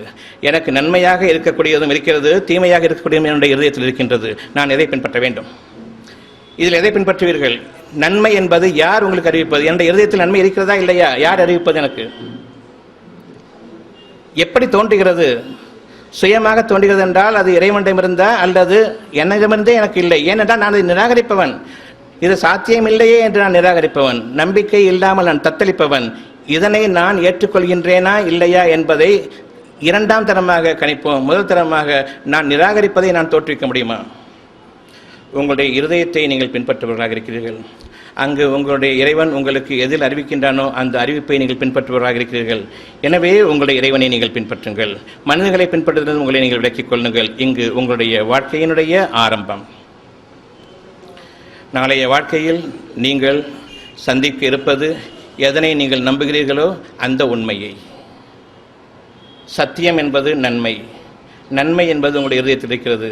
அந்த இதயத்தின் பக்கம் நீங்கள் திரும்புவீர்களானால் நிச்சயமாக இறைவன் உங்களுடைய பிரார்த்தனைக்கு பதிலளிக்கின்றான். சந்தேகத்தோடு திரும்புவீர்களானால், எதன் மீது சந்தேகம்? நன்மைக்கு பதிலாக தீமை என்று உங்களுக்கு படுகிறது, அதை யார் போடுவது என்பதை சிந்தித்து பாருங்கள். நன்மைக்கு எதிராக தீமையை என்ற இதயத்தில் போடுவது யார் என்பதை சிந்தித்து பாருங்கள். பெரும்பாலும் நாம் தீமையை ஏற்றுக்கொள்கின்றோம். ஏனென்றால் நன்மையின் மீது நம்பிக்கை இல்லை. வழி அறிவிக்கப்பட இருப்பவற்றின் மீது எனக்கு பொறுமையும் இல்லை, மறைவானவற்றின் மீது எனக்கு நம்பிக்கையும் இல்லை. மறைவானவற்றின் மீது நீங்கள் நம்பிக்கை கொள்ளுங்கள். அந்த நம்பிக்கையின் மீது நீங்கள் நிலைத்திருங்கள். அந்த நம்பிக்கை உங்களுக்கு இறைவனுடைய நெருக்கத்தை பெற்றுத்தரும். அந்த நெருக்கத்தின் காரணமாக நீங்கள் விரும்புவது உங்களுடைய வாழ்க்கையாக அமையும். இந்த நம்பிக்கையை எனக்கு அளிப்பது எது? இப்பொழுது என்னுடைய மனதுக்கு இது நன்மை, இது தீமை என்று எனக்கு அறிவிப்பது எது? முதலில் உடலை பார்த்தோம். அந்த உடல் உயிரின் காரணமாக இயக்கப்படுகிறது. அந்த உயிருக்கு ஒரு மோசம் ஏற்படுமானால் மனதை விட்டுறாதீங்க சொல்லுவாங்க. அந்த மனம் உயிரை பாதுகாக்கக்கூடியதாக இருக்கின்றது. இறைவன் உங்களுடைய உயிருக்கும் சமீபமாக இருக்கின்றான். உங்களுக்கு ரொம்ப பிடிச்சது எது? உயிரா அல்லது உடலா அல்லது பொருள்களா? உலகத்தில் பொருள் அவ்வளவு இருக்குது, உயிரும் இருக்குது. உங்களுக்கு ரொம்ப பிடிச்சது எது? சமீபமாக நெருக்கமாக பிடிச்சது உயிர். உயிருக்கும் நெருக்கமாக உயிரை பாதுகாப்பது எது? மனம். இப்பொழுது உங்களுடைய உயிர் நரம்பை விட சமீபமாக இறைவன் இருக்கிறான் என்பதை நீங்கள் எந்த அளவுக்கு உணர முடியும் என்பதை பாருங்கள். இறைவன் சமீபமாக இருக்கிறான் என்பதை நீங்கள் உணருங்கள். சமீபமாக, வெகு சமீபமாக, உங்களுடைய உயிரை விட சமீபமாக இருக்கிறான் என்பதை உணருங்கள். பிடரி நரம்பை விட சமீபமாக இருக்கின்றான். இப்பொழுது உங்களுடைய சந்தேகத்திற்கு ஒரு முற்றுப்புள்ளி. இறைவன் எங்கும் இல்லை, என் உயிரை பாதுகாத்துக் கொண்டிருக்கின்றான். என் மனம் என் உயிரை பாதுகாக்கின்றது. மனதுக்கு நெருக்கமானது எது? இப்பொழுது நன்மைகள் மட்டுமே. மனதை வாட வைப்பது நன்மைகளா அல்லது தீமைகளா? எனக்கு கலவரங்களும் கவலைகளும் குழப்பங்களும் ஏற்படுவது என் மனதை வாழ வைக்குமா? தெளிவும் அமைதியும் நிம்மதியும் கிடைப்பது எனது மனதை வாழ வைக்குமா? எது? உங்களுடைய மனதை பாதுகாப்பது அமைதியும் நிம்மதியும் தெளிவும் நம்பிக்கையும் மனதை பாதுகாக்கக்கூடியதாக இருக்கின்றது. எனவே இறைவன் கூறுகிறான், நம்பிக்கை கொள்ளுங்கள். நம்பிக்கையற்றவர்கள் ஆகிட வேண்டாம். உங்களுடைய நன்மைகளின் மீது தான் நம்பிக்கை கொள்ளுங்கள் என்று கூறுகிறான், தவிர வேறு எங்கும் சென்று நீங்கள் நம்பிக்கை கொள்ள வேண்டும் என்று இறைவன் கூறவில்லை. இதில் நமக்கு என்ன கஷ்டம் இருக்கிறது? ஏன் இறை வழி மருத்துவம் உங்களுக்கு வேலை செய்கிறது என்பதனுடைய பகுதிக்கு நாம் வந்து கொண்டிருக்கின்றோம். இறைவன் யார் என்பதையும் அறிந்து கொண்டிருக்கின்றோம். இறைவன் எங்கும் இல்லை, இங்குதான். எனவே அந்த இறைவனை நாம் எந்த அளவுக்கு கண்ணியப்படுத்த முடியுமோ அந்த அளவுக்கு கண்ணியப்படுத்துகின்றோம். இறைவனை எந்த அளவுக்கு நாம் நெருங்க முடியுமோ அந்த அளவுக்கு நாம் நெருங்கிக் கொண்டிருக்கின்றோம். இன்னும் அதிகமாக நெருங்குங்கள். இறைவனை ஒரு காலம் நாம் பார்த்துவிட முடியாது என்பதன் காரணமாக இறைவன் யார் என்பதை அறிவதற்காக நெருங்குங்கள். அந்த மனதை பாதுகாப்பது உங்களுக்கான நன்மைகள் மட்டுமே. அந்த நன்மைகளின் மீது நம்பிக்கை ஏற்பட்டுவிட்டால் மனம் பாதுகாக்கப்படும். அவநம்பிக்கை ஏற்பட்டுவிட்டால் மனம் செத்துவிட்டது. நம்முடைய தேவைகளுக்கு நாம் நம்முடைய மனதின் பக்கம் நெருங்க இருக்கின்றோம். அந்த நெருக்கத்தின் பக்கம் நீங்கள் திரும்புங்கள். அந்த மனதுக்கு நன்மைகளை அறிவிப்பது எது? இப்பொழுது கடைசியாக இறுதியாக நாம் இறைவனுடைய சன்னிதானத்திற்கு, அவனுடைய ஆளுமைக்கு நாம் வருகின்றோம். உங்கள் மனதில் உங்களுடைய ரூஹ் இருக்குதா இல்லையா? உங்களை படைத்த இறைவன் உங்களை படைக்கும் பொழுது அவனுடைய ரூஹ் உங்களிடம் இருக்கிறதா இல்லையா? அந்த ரூஹ் சத்தியத்தை பேசுமா அசத்தியத்தை பேசுமா? ஆன்மா எனப்படக்கூடிய அந்த ரூஹ் முழு உயிரோட்டம் மிக்கது, அகிலங்களின் சக்தி சாட்சிகளை கொண்டிருக்கிற அந்த ரூஹ் உங்களுடைய மனதுக்கு அறிவிக்கிறது. இறைவனுடைய அனுமதியை கொண்டு இதெல்லாம் உங்களுடைய தேவைகள். அகிலங்களின் சக்தி சாட்சிகளை கொண்டிருக்கிற அந்த ரூஹ் உங்களுடைய மனதுக்கு அறிவிக்கிறது. இறைவனுடைய அனுமதியை கொண்டு இதெல்லாம் உங்களுடைய தேவைகள். நம்பிக்கை கொள்ளுங்கள். நம்பிக்கைக்கு புறம்பாக எதுவுமே இல்லை. அந்த நம்பிக்கைக்கு இணையாகவும் எதுவும் இல்லை. நம்பிக்கைக்கு மீறி எந்த நன்மையும் இல்லை. நம்பிக்கைக்கு மீறி எந்த ஒரு நியாயமும் நிலைக்காது, அநியாயமும் நிலைக்காது. நியாயம் மட்டுமே அங்கு நிலைக்கும். ஏனென்றால் இறைவனுடைய அனுமதியை கொண்டுதான் அந்த ரூஹ் உங்களுக்கு அறிவிக்கிறது உங்களுடைய தேவைகள் இவை இவை என்று. எனவே மனதிற்கு நன்மையானவைகளை தவிர அந்த ரூஹ் அறிவிக்கிறது. நம்முடைய கண்கள், காது, மூக்கு, வாய் மூலமாக புற உணர்வுகளிலிருந்து நமக்கு நம்முடைய மனதுக்குள் எடுத்துக்கொண்ட அந்த அறிவு என்று ஒன்று இருக்கிறது. இந்த அறிவுக்கும் இறைவன் தன்னுடைய ஆன்மாவை கொண்டு அவன் அனுமதியை கொண்டு நம்முடைய மனதுக்கு அறிவிக்கிறது. இந்த இரண்டில் எதை நீங்கள் நம்புவீர்கள்? ஆன்மா உங்களுடைய மனதுக்கு நன்மையை அறிவிக்கிறது, அதை நீங்கள் நம்பிக்கொள்வீர்களா? அல்லது புற உணர்வுகள் மூலமாக வெளிப்படையாக எதையெல்லாம் நீங்கள் உங்களுடைய அறிவாக பார்த்தீர்களோ அதுவும் மனதில் இருக்கிறது. இந்த வழியில் சாத்தியமே இல்லை, இந்த நன்மைகள் உங்களுக்கு இல்லை என்று அறிவிக்கிறது. இந்த மனம் இரண்டையும் கொண்டிருக்கும் பொழுது உலக அறிவையும் இறைவனிடமிருந்துள்ள ஞானங்களாக கிடைக்கப்பட்டிருக்கிறது நன்மைகள். இந்த நன்மைகள் இந்த இரண்டில் எதை நீங்கள் நம்புவீர்கள் என்பதுதான் இருக்கிறது. நீங்கள் நம்பிக்கையாளர்களா அல்லது நிராகரிப்பவர்களா என்பது. நம்பிக்கையாளர்களாக இருப்பீர்களானால் உங்களுடைய நம்பிக்கை உங்களுக்கு பலனளிக்கும். நிராகரிப்பவர்களாக இருப்பீர்களானால் உங்கள் மீது ஒரு காலத்தவணை இருக்கிறது. நிச்சயமாக இறைவன் பொறுமையாளர். நீங்கள் அவநம்பிக்கை கொண்டிட்டதன் காரணமாக, நிராகரித்ததன் காரணமாக இறைவன் அந்த நன்மைகளை உங்களை விட்டு நீக்கி விடுவதில்லை. நிச்சயமாக இறைவன் மன்னிப்பவனாக இருக்கின்றான். பாவங்கள் யாவையும் மன்னிப்பவனாக இருக்கின்றான். மனிதன் பலகீனமானவன் என்பதையும் அறிகின்றான். அதாவது மன இச்சைகளுக்கு ஆட்படுபவன் என்பதை இறைவன் அறிந்திருக்கின்றான். எனவே இறைவன் கருணையாளன். இன்னும் அதிகமான நன்மைகளை கொடுத்துக் கொண்டிருக்கின்றான். இதுவரையில் நான் இறைவன் யார் என்பதை அறியவில்லை. இப்பொழுது இறைவனுடைய ரூஹ் என் மனதிற்கு, இறைவனுடைய ஆன்மா என் மனதிற்குள் பேசுகின்றது. அவனுடைய அனுமதியை கொண்டு இதெல்லாம் உங்களுடைய தேவை என்று நான் ஏற்றுக்கொள்கிறேனா இல்லையா? இங்கு ஆரம்பமாகிறது என்னுடைய நல்வாழ்க்கையும் என்னுடைய கெட்ட வாழ்க்கையும். என் மனம் எந்த அளவுக்கு மோசமடைகிறதோ அந்த அளவுக்கு நம்பிக்கை அவநம்பிக்கை கொண்டு நான் வாழ்ந்து வருகின்றேன். எந்த அளவுக்கு தூய்மடைகிறதோ அந்த அளவுக்கு நான் நம்பிக்கை கொண்டு வாழ்ந்து வருகின்றேன். இந்த நம்பிக்கைக்கும் அவநம்பிக்கைக்கும் இடையே நான் தத்தளித்துக் கொண்டிருக்கூடிய நிலையில் தான் எனக்கு சோதனைகளும் வேதனைகளும். உங்களுடைய உடற்கூறுகள் அறிந்து கொள்ளுங்கள். கை, கால்கள், முகம், உடல், உள்ளுறுப்புகள், பார்வைக்கு இருக்கக்கூடிய அனைத்தும், அதை வழிநடத்தக்கூடிய உயிரோட்டம் பலவீனம் அடையும் பொழுது உறுப்புகளும் பலவீனம் அடைகின்றன. அங்கு நோய்கள் உருவாகின்றன. உயிரோட்டத்திற்கு உறுதுணையாக நம்பிக்கை என்னும் உயிரோட்டம் அதிகரிக்கும் பொழுது அங்கு எந்த பலவீனமும் இல்லை, எந்த ஒரு நோயும் எந்த உடற்கூறுகளிலும் தங்காது. ஏனென்றால் இறுதியாக நீங்கள் கூடக்கூடிய மனசை விற்றாதீங்க. உயிரோட்டம் அங்கு நிலைபெறும். அந்த உயிரோட்டத்தில் நோய்கள் நீங்கிவிடும். சூரிய வெப்பத்தில் பனிகள் நீங்குவது போன்று, பனிக்கட்டிகள் கரைவது போன்று உங்களுடைய நோய்கள் கரையும். இது இறை வழி மருத்துவத்தினுடைய அடிப்படையாகும். பிரார்த்தனை செய்வோரின் பிரார்த்தனைக்கு அவர்கள் பிரார்த்தித்தால் நிச்சயமாக அவர்களுக்கு விடை அளிக்கிறார். இறைவன் கடமைப்பட்டிருக்கின்றான். நம்பிக்கை கொண்டவருக்கு நன்மையை தவிர இல்லை. நம்பிக்கையை கொண்டு நீங்கள் நற்செயல் செய்யுங்கள். உங்களுடைய நம்பிக்கைக்கு இறைவன் எந்த ஒரு தீமையையும் அங்கு நாடமாட்டான். நன்மைக்கு நன்மையை தவிர கூலி உண்டா என்பது இறைவனுடைய கேள்வியாக இருக்கிறது. நன்மைக்கு நன்மையை தவிர கூலி உண்டா என்பது இறைவனுடைய கேள்வியாக இருக்கிறது. தீமை உங்களுடைய கரங்களால், என்னுடைய கரங்கள் எதை செய்கின்றன? நம்பிக்கையற்ற நிலையில் செய்யக்கூடாததையெல்லாம் செய்கின்றன. உலகத்தினுடைய வழிமுறைகள் இல்லை என்று ஆகிவிடும் பொழுது நீங்கள் பொறுமையாளர்களாக இருப்பீர்களானால் இது செயல்களெல்லாம் மிக உறுதியான செயல்களாக இருக்கிறது. ஏனென்றால் இறைவன் வகுத்த ஒரு வழிமுறைக்கு, தேவைக்கு வழிமுறைகள் இல்லை. எல்லாம் கெட்டது தான். இந்த உலகத்தில் ஏதாவது நன்மையான வழிமுறை இருக்கா? அது இல்லாதன் காரணமாக வேறு என்ன செய்வது என்று எனக்கு நானே புகழ் கூறிக்கொண்டு அந்த தீமையான காரியங்களின் பக்கம் நான் நிறுத்திவிட்டேன். வேறு வழி இல்லை என்பதன் காரணமாக. இறைவனுக்குமா வழி இல்லை? இறைவனை நான் பார்க்கவில்லை, நம்பிக்கை இல்லை, ஆனால் நம்பிக்கை கொண்டேன் என்று கூறுகிறேன். எனக்கு இறைவனை நம்பிக்கை கொள்ள முடியவில்லை என்று கூறினாலும் இறைவன் அந்த நம்பிக்கைக்குரிய பாதையை அறிவித்திருப்பான். அதையும் நான் கேட்கவில்லை. உங்களுடைய பிரார்த்தனை எவ்வாறு அமைய வேண்டும்? என்னுடைய நம்பிக்கையை, இறை நம்பிக்கையை, என் இறைவனை நீ எனக்கு அதிகரிப்பாயாக. என்னைக்காவது கேட்டிருக்குமா? பிரார்த்தனைகளில் மிக முக்கியமானது. உங்களுடைய வேதத்தை நீங்கள் படித்திருந்தால், என் இறைவனே என்னுடைய நம்பிக்கையை எனக்கு நீ அதிகரிப்பாயாக, உன் மீதுள்ள நம்பிக்கை அதிகரிப்பாயாக, இன்னும் உன்னை நெருங்குவதற்குரிய வழிகளை எனக்கு அறிவிப்பாயாக. இது உங்களுடைய பிரார்த்தனையாக இன்று முதலாக இருக்கட்டும். நீங்கள் உங்களுடைய ரூஹுவின் பக்கம் திரும்புகிறீர்கள். அங்கு உங்களுடைய மனம் பாதுகாக்கப்பட இருக்கிறது. அந்த ரூஹ் என்ன? இறைவனுடைய ஆன்மா. அந்த ஆன்மா உங்களுக்கு அறிவிக்கின்றது உங்களுடைய தேவைகள் என்ன என்பதை. இப்பொழுது என்னுடைய ஆன்மாவிலிருந்து ஒரு தேவை எனக்கு இருக்கிறது. நான் நன்றாக வாழ வேண்டும். எனவே என்னுடைய மனம் பணம், பொருள்களின் பக்கம் போகிறது. என்னுடைய வாழ்க்கை, பெரும்பாலானவரின் வாழ்க்கை சுகமாக வாழணும்னா பணம், பொருள் வேணும், வசதிகள் வேணும், சுகமான வாழ்க்கை நினச்சிக்கிட்டு இருக்கிறோம். ஆனால் இவையெல்லாம் மனதிற்கு நிம்மதி அளிக்காது என்பதும் தெரியும். இருந்தாலும் வந்தால் பார்த்துக்கொள்ளலாம், அனுபவிக்கும் வரை சுகத்தை அனுபவிக்கலாம் என்று என்னுடைய வழிகளை நான் போகும்பொழுது இறைவன் வகுத்தது இது இல்லை, நிம்மதியும் அமைதியும். அந்த நிம்மதியும் அமைதிக்குரிய பாதை இறைவனிடம் இருக்கிறது, உங்களிடம் இல்லை. எனினும் நான் உலகத்தினுடைய அமைப்பில் இறங்குகின்றேன். என்ன தவறான பாதைகள் இருக்குதோ அவ்வளவு நான் இறங்குறேன்.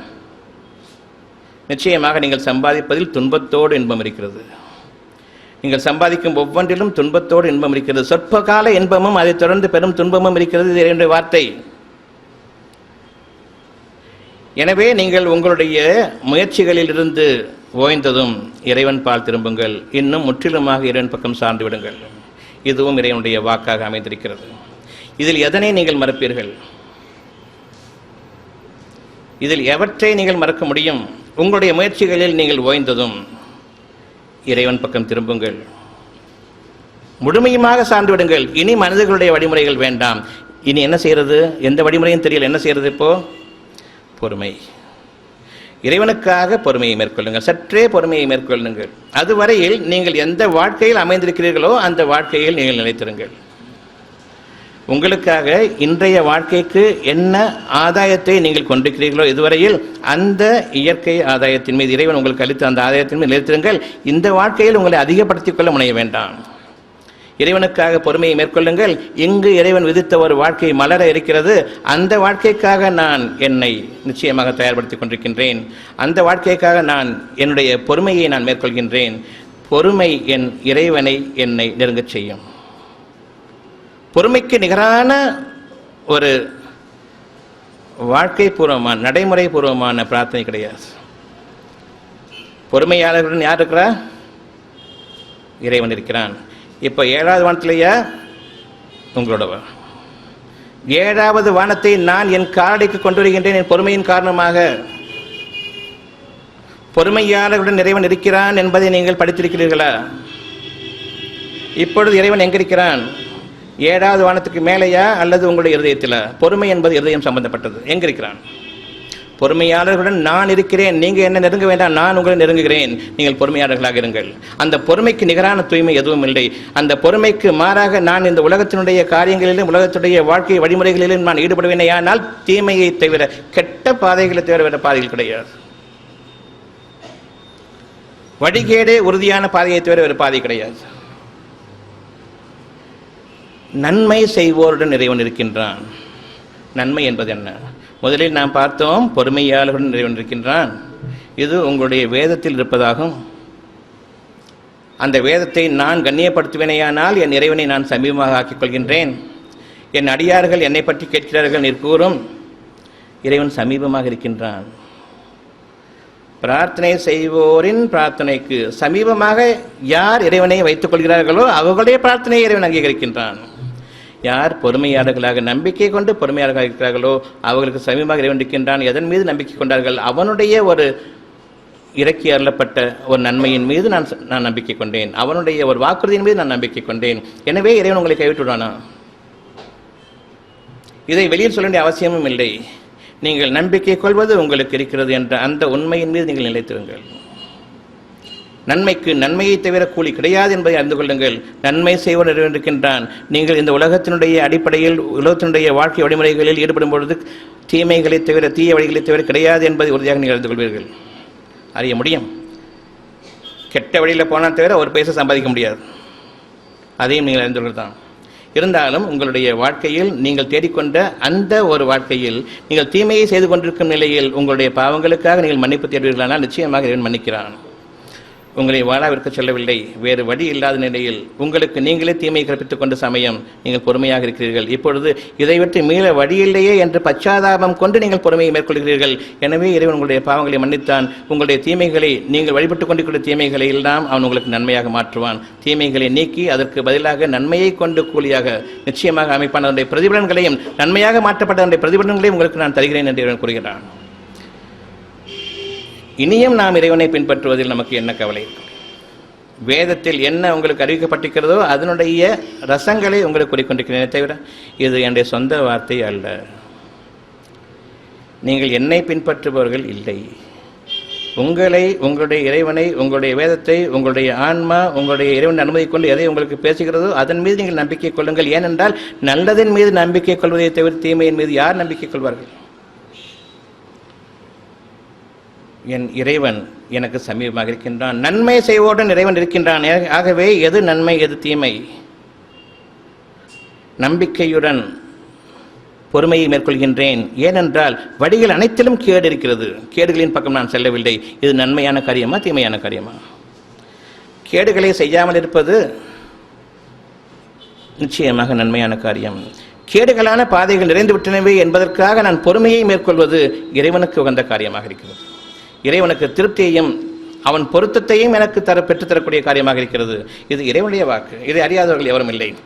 எனவே இறைவனை நீங்கள் இன்று முதலாக சமீபமாக உணருங்கள், உங்களுடைய இதயத்தில் உணருங்கள், பொறுமையை கொண்டு நம்பிக்கையின் அடிப்படையில் பொறுமை மேற்கொள்ளுங்கள். ஏனென்றால் உலகத்தினுடைய புற வாழ்க்கையினுடைய வழிமுறைகள் அனைத்தும் கேடானவை.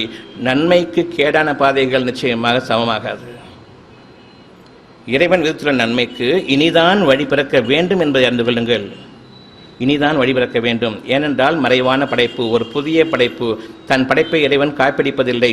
அவன் நிச்சயமாக புதிதாக படைப்பவன், முன்மாதிரி இல்லாமல் படைப்பவன். எனவே இதற்கான ஒரு வழிமுறையும் முன்மாதிரி இல்லாதது என்பதை நாம் அறிகிறோம். இனிதான் அந்த வழி பிறக்க இருக்கிறது. எனவே நீங்கள் பொறுமையை மேற்கொள்ளுங்கள். அதுவரையில் இறைவன் உங்களை எதில் அமைத்திருக்கின்றானோ அதன் மீது பொறுமையாக இருங்கள். எனக்கு நிறைய பணம் வேண்டும், காசு வேண்டும் சொல்லிட்டு பெரிய அகலக்கால் வைக்க வேண்டாம். இப்பொழுது நம்பிக்கை கொள்ளுங்கள், புதிய வழி திறக்க இருக்கிறது. அதுவரையில் உங்களுடைய பொறுமையை நீங்கள் மேற்கொள்கிறானால் நிச்சயமாக உங்களுக்கான பாதை மிக விசாலமான பாதையும், இருதயம் விசாலமாகவும் அதில் சமாதானமும் அமைதியும் குடிகொண்டதாகவும் இஸ்லாம் எனும் மார்க்கத்தில் சலாம், அமைதியும் நிம்மதியும் என்ற மார்க்கத்தில் நீங்கள் நுழைவிக்கப்படுவீர்கள். பிறகு உங்களுக்கு துன்பமோ கவலையோ தீண்டாது.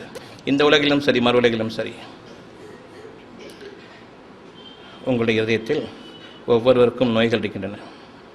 குணமாக வேண்டும் என்ற அந்த ஆசை இருக்கிறதா இல்லையா? குணமாகுமா என்ற கேள்விக்குறியும் இருக்கிறதா இல்லையா? பெருவியாதிக்காரி என்ன காரணம் ஆயிட்டேன்னு இது குணமாகுமாங்கிற அந்த எண்ணம் இருக்கா இல்லையா? எது இறைவனுடைய எண்ணம், எது ஷைத்தானுடைய கேள்வி, குழப்பம் ரெண்டில். உங்களிடம் இருக்கக்கூடிய அனைத்து நோய்களும் குணமாக இருக்கின்றன. எனவே நீங்கள் சற்று கவனமாக கேளுங்கள். இவ்வளவு நேரம் இறைவன் யார் என்பதை அறிந்து கொண்டோம். வேதத்தின் மூலமாகவே, வேறு எதன் மூலமாகவும் அல்ல. அறிந்து கொண்ட இந்த நிலையில் நான் என்னுடைய இருதயத்தின் பக்கம் திரும்புகின்றேன். அங்கு உயிரோட்டம் நடைபெற்றுக் கொண்டிருக்கிறது, உயிர் செத்துக் கொண்டிருக்கிறது. நம்பிக்கை இல்லாதன் காரணமாக மனதிலோ நன்மைகள் நிறைய இருக்கின்றன. அதை எதிர்த்து கேள்விக்குறியாகக்கூடிய, சந்தேகத்துக்குரியக்கூடிய பலவிதமான கேள்விகள் ஷைத்தானுடைய தூண்டுதல்களாக இருக்கின்றன. இறைவனுடைய நன்மைகளுக்கும் என்னுடைய வழிமுறைகளில் நான் சம்பாதித்து கொண்ட அந்த தீய சக்தி அறிவு, அதற்கும் இடையே போராட்டம். இதில் நான் எதை நம்புவது இன்று நான் தீர்மானிக்கிறேன். நாளை முதலாக உங்களுக்கு எந்த விதமான மருத்துவ செலவும் இருக்கக்கூடாது என்பது உங்களுடைய விருப்பமாக இருக்குமானால்,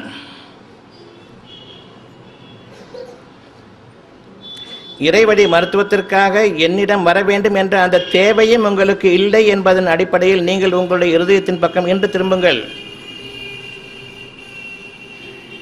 எதற்காக என்னிடம் வர வேண்டியிருக்கிறது என்றால் 2 அத்தாட்சியை பார்க்கலாம் என்ற அந்த அடிப்படையில் தான் இன்னும் என் நம்பிக்கை உறுதியாகும்.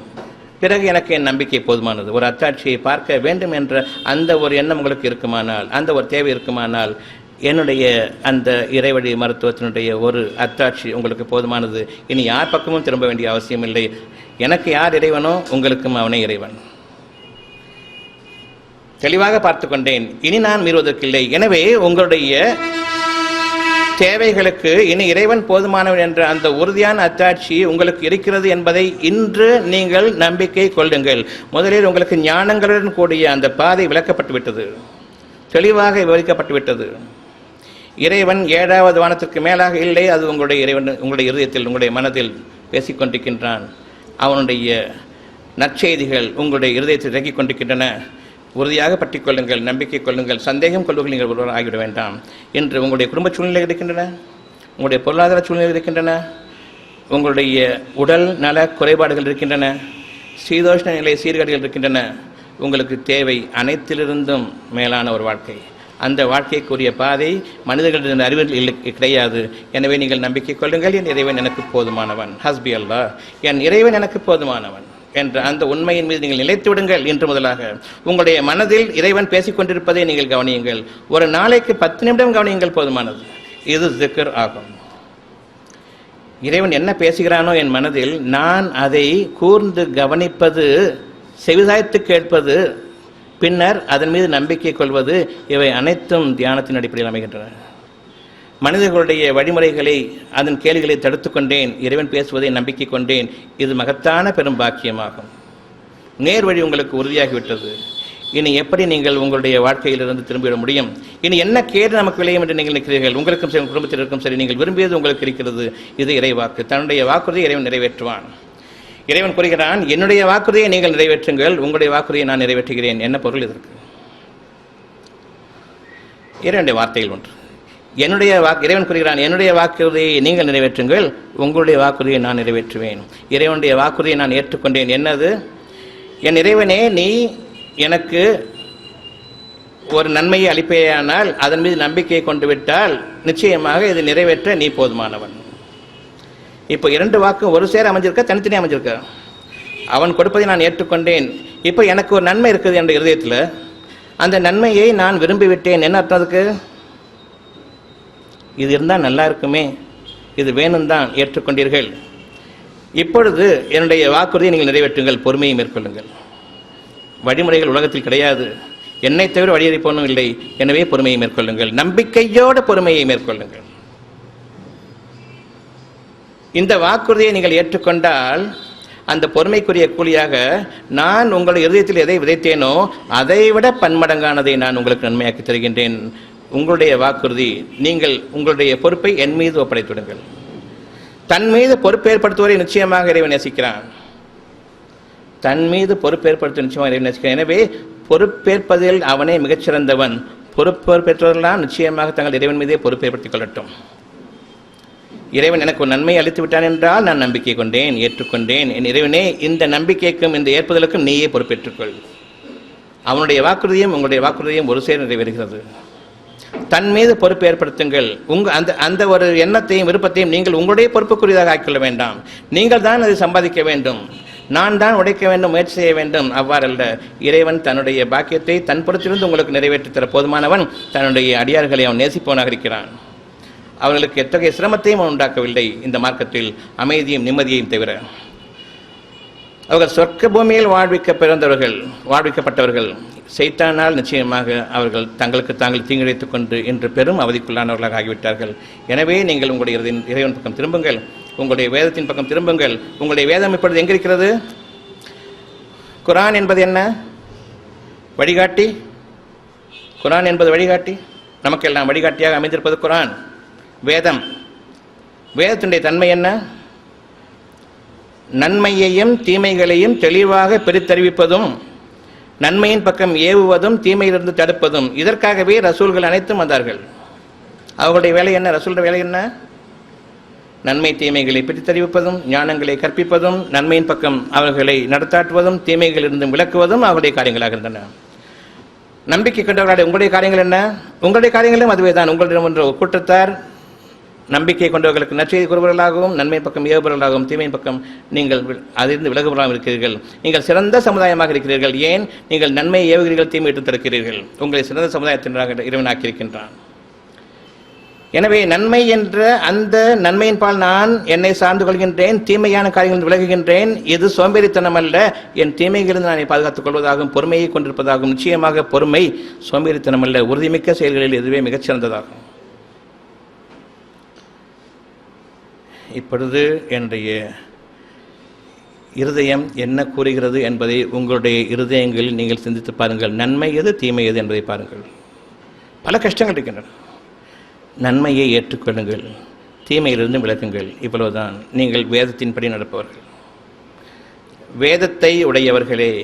இறைவன் உங்களை அறிவிக்கின்றான், உங்களை அழைக்கின்றான். உங்களுடைய ஆன்மா, உங்களுடைய ரூஹ் என் அனுமதியை கொண்டு உங்களுடைய இருதயத்தில் இறக்கி வைக்கிறது எது நன்மை எது தீமை என்று. நான் ஒரு காரியத்தில் ஈடுபடும் பொழுது அந்த காரியம் நன்மையா தீமையா என்பது எனக்கு தெரியுமா? தெரியாது. அறிவிப்பது யார்? உங்களுடைய ரூஹ், நம்பிக்கைக்குரிய அந்த ரூஹுல் அமீன் உங்களுக்காக அறிவிக்கிறார். நன்மையும் தீமையும் வேதத்திலிருந்து அறிவிக்கப்படுகின்றது. இது தீமை வேண்டாம். ஷைத்தான் கூறுகிறான், இதை விட்டால் வழி இல்லை. ஒன்று, இதை நீங்கள் எடுத்துக்கொள்ளுங்கள், பிறகு மன்னிப்பு கேட்டுக்கொள்ளலாம். முதலில் இதை எடுத்துக்கொள்ளுங்கள். இந்த பசப்பு வார்த்தைகளுக்கு, மன இச்சைகளுக்கு நீங்கள் அடிமைப்பட்டுவிட வேண்டாம். பெரும்பாலும் நாம் அடிமைப்பட்டவர்கள் வாழ்ந்து கொண்டிருக்கின்றோம். இன்று தீர்க்கமாக தெரிந்த நிலையில் நாம் இந்த அடிமைத்தனத்திற்கு இனி ஆளாக மாட்டோம். உங்களிடமிருந்து எதையும் எதிர்பார்க்கவில்லை, பொறுமை மட்டும் எதிர்பார்க்கின்றான். நம்பிக்கையோடு பொறுமை. நீங்கள் அதற்காக நிச்சயமாக செவி செய்யப்பவர்களாக இருப்பீர்களானால் உங்களுடைய நன்மைகள் உங்களுக்கு இருக்கிறது. உங்களுடைய தேவைகள் என்ன என்பதன் மீது நீங்கள் உறுதியாக நிலை கொள்ளுங்கள். உங்களுக்கு எந்த சிரமத்தையும் இந்த மார்க்கத்தில் ஏற்படுத்தவில்லை, நம்பிக்கையும் பொறுமையும் தவிர. இப்பொழுது நீங்கள் யார் பக்கம் திரும்புகிறீர்கள்? உங்களுடைய ரூஹின் பக்கம், உங்களுடைய இருதயத்தின் பக்கம் நீங்கள் திரும்புகிறீர்கள். அந்த இருதயத்தில் இறைவனுடைய பேச்சை செவிசாய்த்து கேட்கிறீர்கள், அவனை பின்பற்றுகிறீர்கள், வேறு எவரையும் நீங்கள் பின்பற்றவில்லை. நன்மையை இறைவனை தவிர வேறு எவரும் உங்களுக்கு அறிவிக்க முடியாது, தீமையை ஷைத்தானை தவிர வேறு எவரும் உங்களுக்கு அறிவிப்பவர்கள் இல்லை. எனவே நீங்கள் இரண்டில் எதை பின்பற்றுவீர்கள்? நன்மையை பின்பற்றுகின்றேன், ஆனால் என்னுடைய வாழ்க்கை என்ன ஆகும்? நிச்சயமாக நம்பிக்கை கொள்ளுங்கள். இங்குதான் இறை நம்பிக்கை. இந்த நம்பிக்கையின் அடிப்படையில் தான் பொறுமை. பொறுமையாளர்களுடைய பிரார்த்தனை இறைவன் அங்கீகரிக்கின்றான். ஏனென்றால் பொறுமையாளர்களுடன் நான் இருக்கிறேன். பொறுமையின் போது நான் தீமையான காரியங்களை செய்ய முடியாது. எனவே நன்மை செய்வதுடன் இறைவன் இருக்கின்றான்.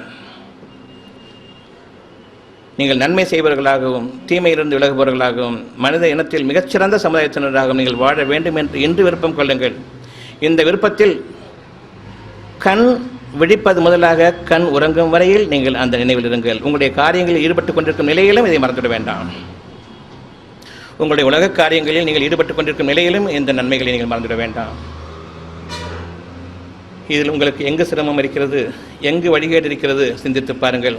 அந்த உண்மையின் மீது நிலைத்திருங்கள். உண்மைக்கு நன்மையே கூலி, நன்மைக்கு இன்னும் இரட்டிப்பு கூலி. நன்மைக்கு நன்மையை தவிர கூலி இருக்க முடியுமா என்று நீங்கள் சிந்தித்து பாருங்கள். இதுவரையில் உங்களுடைய நன்மைகளில் எது உங்களுக்கு தீமையாக அமைந்திருக்கும்? இதுவரையில் நீங்கள் கேட்டுக்கொண்டவற்றில் உங்களுக்கு தீமையாக எதிர்க்கிறது என்பதை பாருங்கள். எந்த தீமையும் இல்லை. நன்மையை ஏற்றுக்கொள்வது எனக்கு என்ன தயக்கம்? வழிமுறையாக சில பழக்க வழக்கங்கள் வந்துவிட்டோம். அதன் காரணமாக நன்மையை நான் இழக்கவில்லை. இந்த வழிமுறைகளில் நான் தீமையை தவிர நான் நிச்சயமாக எனக்கு சம்பாதிக்கவில்லை. என் மனம் அமைதி இழந்து விட்டது. இனி எனக்கு அமைதி வேண்டும். என் இறைவன் அறிவிக்கின்றான், அமைதி இந்த உலகத்தில் இல்லை. எனவே நான் பொறுமையை மேற்கொள்கின்றேன், நம்பிக்கையும் கொண்டு விட்டேன், என் இறைவனிடம் பொறுப்பை ஏற்படுத்துகின்றேன். எனவே அவ்வளவும் இங்கு நிறைவேறுகிறது. எதன் அளவில்? உங்களுடைய மனதிற்கும் உங்களுடைய ஆன்மாவுக்கும் இடையில். உயிர் உடலை பற்றி கவலை இல்லை. உடலை இயக்கிக் கொண்டிருப்பது உயிர், உயிரை இயக்கிக் கொண்டிருப்பது மனம், மனதுக்கு வலிமையளிப்பது ஆன்மாவில் இருந்த நற்செய்திகள். நீங்கள் ஏற்றுக்கொள்கிறீர்களா இல்லையா? இவ்வளவுதான். எங்கு உங்களுடைய கேடு ஆரம்பமாகிறது, முடிவு ஆரம்பமாகிறது, துன்பங்களும் வேதனைகளும் எங்கு ஆரம்பமாகின்றன? உங்களுடைய மனதில் நற்செய்தி இறக்கப்படும் பொழுது உங்களுடைய அறிவு, உலகம் சார்ந்த அறிவு அதை ஏற்காது. வழி இல்லை என்று கூறும். இதில் ஏதாவது ஒன்றை கெட்ட வழியில் நிறைவேற்றிக் கொள்ளுங்கள், அப்படி இல்லை என்றால் எதுவுமே உங்களுக்கு இருக்காது என்று கூறுகிறது. இந்த மனச்செயலின் பக்கம் நீங்கள் செல்கிறீர்களா, அல்லது மனச்செயலிலிருந்து விலகிக் கொண்டவர்களாக பொறுமையை நீங்கள் மேற்கொண்டு இறைவன் பக்கம் உறுதியாக இருக்கிறீர்களா? எது உங்களுக்கு தேவை? நிச்சயமாக யார் இறைவன் பக்கம் பொறுமையை கொண்டு உறுதியாக இருக்கிறார்களோ அவர்களோடு அவன் இருக்கின்றான். ஏனென்றால் இவர்களே நன்மையை செய்வார்கள், இவர்களே நன்மையாளர்கள். இந்த நன்மையின் மீது நீங்கள் நிலைத்திருங்கள். இந்த நன்மைக்குரிய கூலி நன்மை. எனவே நன்மைக்கு நன்மையே கூலி என்பதன் மீது நீங்கள் நிலைத்தவர்களாக நற்செயல்களில் நீங்கள் ஈடுபடும் பொழுது நல்லெண்ணங்களை கொள்ளுங்கள். உங்களுடைய ரூஹ் உங்களுக்கு அறிவிக்கிறது, வேதம் உங்களுக்கு அறிவிக்கிறது நன்மை தீமை என்று. தீமையை விட்டுவிடுங்கள், நன்மையின் பக்கம் நில்லுங்கள். இது வேதமாகும், வேதத்தை பின்பற்றுவதாகும். இறைவனுடைய வார்த்தைகள் வேத வாக்குகள். உங்களுடைய இருதயத்தில் உங்களுக்கு வழிகாட்டியாக உங்களுடைய இருதயத்தில் இறக்கி வைப்பவர் இறைவனுடைய அனுமதியை கொண்டு ரூஹுல் அமீன், இறைவனுடைய தூதர் உங்களுக்கு அறிவிக்கின்றார். தூதரை பின்பற்றுங்கள். உங்களுடைய வேதத்தை உங்களுக்கு ஓதுபவர் யார்? வேதத்துக்குரியவர் யார்? வேதத்திற்குரிய தூதர் யார்? வேதத்தை விளக்கிச் சொல்வதற்குரிய தூதர் யார்? எனவே உங்களுடைய தூதர் ஜிப்ரீல் உங்களுக்கு வானவர் தூதர் அறிவித்துக் கொண்டிருக்கும் பொழுது, நல்லது கெட்டது அறிவித்துக் கொண்டிருக்கும் போது ரூஹுல் அமீன், ரூஹிலிருந்து இறைவன் அனுமதியை கொண்டு உங்களுக்கு நம்பிக்கைக்குரியவர் அறிவித்துக் கொண்டிருக்கின்றார். எது நன்மை தீமை என்று அதனை பின்பற்றுங்கள். இறைவனையும் பின்பற்றுங்கள், தூதரையும் பின்பற்றுங்கள். இப்பொழுதும் பின்பற்றுங்கள். நீங்கள் தூதரை பின்பற்றுங்கள். உங்களுக்காக தூதர்களை மலக்குகளிலிருந்தும் வானவர்களிலிருந்தும் மனிதர்களிலிருந்தும் தேர்ந்தெடுக்கின்றான். சூரா ஹஜ்ஜில் உங்களுக்கு அறிவிக்கப்படுகிறது. 75வது வசனத்தில் அறிவிக்கப்படுகின்றது, மலக்குகளிலிருந்தும் மனிதர்களிலிருந்தும் இறைவன் தூதர்களை உங்களுக்காக ஏற்படுத்துகின்றான். எனவே உங்களுக்கான வேதத்தை ஓதக்கூடிய மலக்கு, வானவர் தூதர் ஜிப்ரீல் உங்களுடைய இருதயத்தில் ரூஹுல் அமீனாக இருந்து இறைவனுடைய அனுமதியை கொண்டு உங்களுக்கு எது நன்மை தீமை என்று வேதத்தை ஓதிக்கொண்டிருக்கும் பொழுது அவரை நீங்கள் பின்பற்றுங்கள். கேட்டுக்கொண்டிருக்கும் நிலையிலேயே அவரை நீங்கள் புறக்கணிக்க வேண்டாம். எனவே நீங்கள் உங்களுடைய இறைவனை பின்பற்றுங்கள், உங்களுடைய தூதரை பின்பற்றுங்கள், உங்களுடைய புத்தகத்தை பின்பற்றுங்கள். நன்மையாளர்கள் நிறைவேறி இருக்கின்றான். உங்களுடைய பிரார்த்தனை நிறைவேறுகிறது. இது ஆரம்பம். இந்த அடிப்படையுடன் இந்த வகுப்பு முடிவடைகிறது.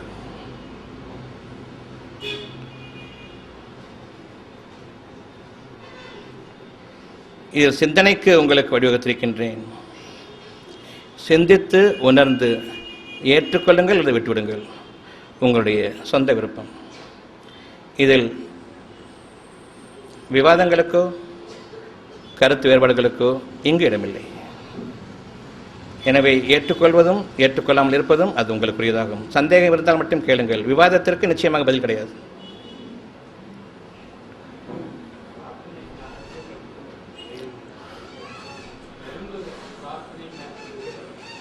பிரார்த்தனைக்காக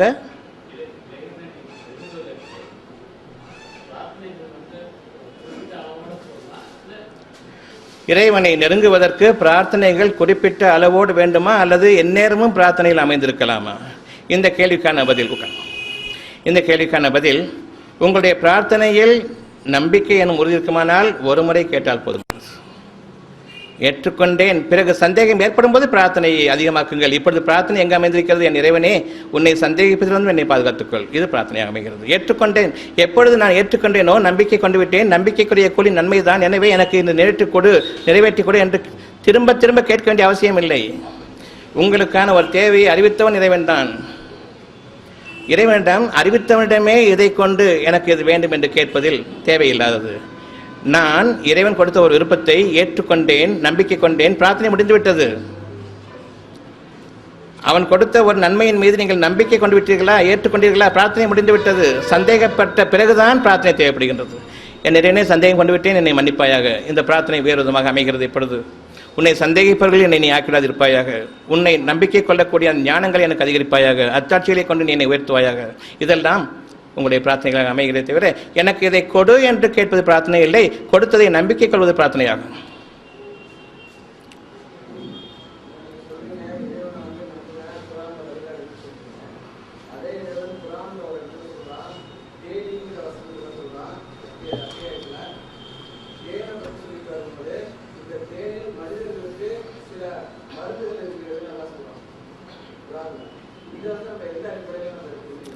உட்கார். தேனியில் மருந்து இருக்குதுன்னு இறைவன் சொல்கிறான்னு அவங்க சொல்கிறாங்க. தேனி வயிற்றிலிருந்து ஒரு பானம் வெளியாகிறது. அந்த பானத்தில் மனிதர்களுக்கு பல பலன்கள் இருக்கின்றன. ஷிஃபா என்பது பலன்களாகும். மருந்தில் உணவு ஒரு பலன். உணவு பலனா எப்படி? அது மருந்தா பலனா? சுவையாக இருக்குது. ஒரு மருந்து சாப்பிடுங்க, கசக்கும். அது இனிப்பு சேருங்க, சுவைக்கும். இனிப்புங்கிறது உணவு. அதனால் பலன்கள் கிடையாது. மருந்து இல்லை, பலன்கள். நீங்கள் சிந்தித்து உணரக்கூடியதாக இருக்கிறது குர்ஆனுடைய ஒவ்வொரு வசனமும். மனித மொழிகளில் ஒன்றான அரபி மொழியில் நிச்சயமாக நாம் குர்ஆனை இறக்கியிருக்கின்றோம். இது இறைவனுடைய வார்த்தை. ஏன்? மூலத்தில் தகராறு வந்துவிடக்கூடாது என்பதற்காக. நான் இன்னைக்கு தமிழில் டிரான்ஸ்லேட் பண்ணி சொல்லிவிடுவேன், நாளைக்கு தமிழில் தான் மூலம், இதை கொண்டு அரபியை திருத்த ஆரம்பிச்சிடுவாங்க. எனவே இறைவனுடைய வாக்குறுதி உண்மையாக இருக்கிறது. நிச்சயமாக மூலம் என்பது அரபியில் மட்டும்தான். எதில் நீங்கள் உங்களுடைய மொழிபெயர்ப்பு செய்து கொண்டாலும் சரி, மூலத்துடன் சரிபார்த்துக் கொள்ளுங்கள், அந்த மூலம் மாற்றப்படாது. இன்னொன்று, இவ்வளவும் கேட்ட பிறகு ஒரு மாற்று கருத்து இருக்கிறது. இறைவனுடைய வேத வசனங்களில் ஒன்றுக்கு ஒன்று முரண்பாடான விளக்கங்களை கொண்ட கருத்துக்கள் நிச்சயமாக கிடையாது. எனவே உங்களுக்கு மருந்துகள் என்று சொல்லப்பட்டால் அது தவறு. வேறு என்ன? இதற்கு ஒப்பான, அடிப்படைக்கு ஒப்பான அந்த பதிலை, அந்த விளக்கத்தையும் கொண்டு வர வேண்டுமே தவிர முரண்பாடான கருத்துக்களை வைத்துக்கொண்டு குழப்பம் வேண்டாம். இதுவரையில் கூறியது சரி என்றால், இது தகராறு என்றால், குழப்பம் ஏற்படுகின்றால், இந்த குழப்பம் அந்த மொழிபெயர்ப்படிக்கிறதை தவிர குர்ஆனில் கிடையாது. எனவே ஒன்றுக்கொண்டு முரண்படாத வகையில் உங்களுடைய அர்த்தங்களை நீங்கள் கொண்டு வருகிறீர்களானால் நிச்சயமாக அது உங்களுக்கு பலனளிக்கூடியதாக. முடிந்தவரையில் நீங்கள் உங்களுடைய வேதத்தை ஓதுங்கள். உங்களுடைய இருதயத்தில் இறைவன் கொடுத்திருக்கின்றான் உங்களுடைய சிந்தனையை. சிந்தனையுடையவர்களுக்கு மட்டுமே இந்த குர்ஆன் என்பது இறைவனுடைய வாக்காக இருக்கின்றது. நீங்கள் சிந்தித்து தெளிவரும் பொருட்டு இந்த குர்ஆனை எளிய முறையில் நாம் உங்களுக்கு எளிய பாஷையில் இறக்கியிருக்கிறோம். இது இறைவனுடைய வாக்காக இருக்கிறது. யார் சிந்திக்கவில்லையோ, இறைவன் கொடுத்ததை உபயோகப்படுத்தவில்லை, எனவே உங்களுக்கு தூய்மை இல்லை. மனிதர்களுடைய பேச்சுக்களில் அசுத்தங்கள் இருக்கின்றன. இறைவனுடைய தெளிவில் தூய்மை இருக்கிறது.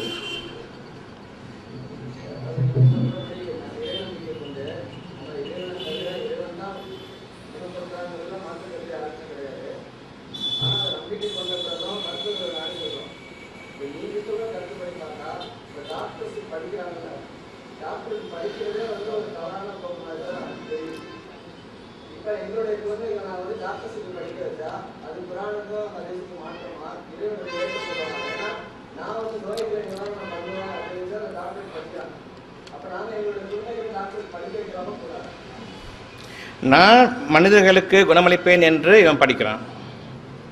இறைவன் கூறுகிறான், நான் ஒரு தீமையை உங்களை தீண்டிவிட்டால் என்னை குணமாக்க முடியாது.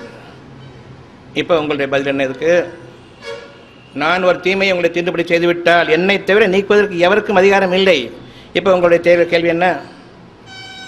படிக்க வச்சுட்டீங்க, செஞ்ச தப்புக்கு பாவ மன்னிப்பு தேடுறேன், அதனால் படிப்பு நிறுத்த வேண்டிய அவசியம் இல்லை. ஆனால் நான் குணமாக்குவேங்கிற ஒரு காரணம் நீங்கள் சொல்ல வேண்டாம். உங்களுடைய குழந்தைகளும் சொல்லிக் கொடுங்க, நான் குணமாக்குவேன்னு சொல்லிட்டு. ஆனாலும் சொல்லுவாங்க, நான் மருந்து கொடுக்குறேன், இறைவன் குணமாக்குறான். மருந்து கொடுக்கறதுக்கு நீங்களும் குணமாக்கிறதுக்கு ஆகுமா? இறைவன் என்ன இந்த மருத்துவ படிப்பை ஏற்படுத்திட்டு குறிப்பிட்ட மனிதர்கள் மட்டும் மருத்துவம் படிங்க, மற்றவர்களுக்கெல்லாம் இது கிடையாதுன்னு ஆக்கிட்டேன்னா? நான் சுகமாகணும் இறைவன் என்கிட்ட சொன்னால் என்னுடைய நோய்களுக்கு இல்லை, ஒரு நோயாவது இந்த டாக்டர்ஸ் புரிஞ்சுக்க முடியும். இப்போ மெடிசன் சர்ஜரி 2 இருக்குது. கர்ப்பப்பையில் ஓவரிஸ் எடுத்துட்டாங்க, சினைப்பையில் எடுத்துட்டாங்க. இப்போ அவங்களுக்கு வேணும், குழந்தை வேணுங்கிறாங்க. என்ன செய்ய போகிறீங்க? ஓவரியில், அதாவது சினைப்பையில் ஒரு வியாதி இருக்குது, அந்த வியாதியை குணப்படுத்துறதுக்காக போனேன், அந்த உறுப்பை எடுத்து நான் குணமாக்கிட்டேன்னு சொல்கிறேன். அந்த உறுப்பு அங்கே இருக்கணும், வியாதி போகணும், அந்த உறுப்பு பழையபடி இயங்கணும். இதுதானே மருத்துவம். சர்ஜரி எப்படி நீங்கள் நம்புனீங்க? மனிதர்கள் கேடுகட்டவர்கள், அவர்களுடைய வழிமுறையை நம்பாதீர்கள். வேற வழியில் நாம் நம்பிட்டோம். இனியாவது நீங்கள் இருக்கிற நிலையில் பாவமன்னிப்பு கண்டவர்களாக நாளைய வாழ்க்கைக்கு இறைவனுடைய நம்பிக்கையை மேற்கொள்ளுங்கள். நிச்சயமாக நான் குணப்படுத்துவேன் என்ற அந்த வார்த்தை தவறானது.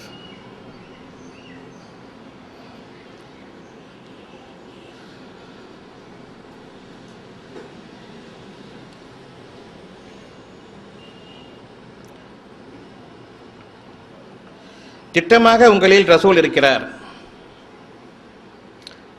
ஆன்மா ரசூல் ரிலேஷன்ஷிப் விளக்கம். திட்டமாக உங்களில் ரசூல் இருக்கிறார். இப்போ ஓரளவுக்கு தெளிவாக நமக்கு புரியுது.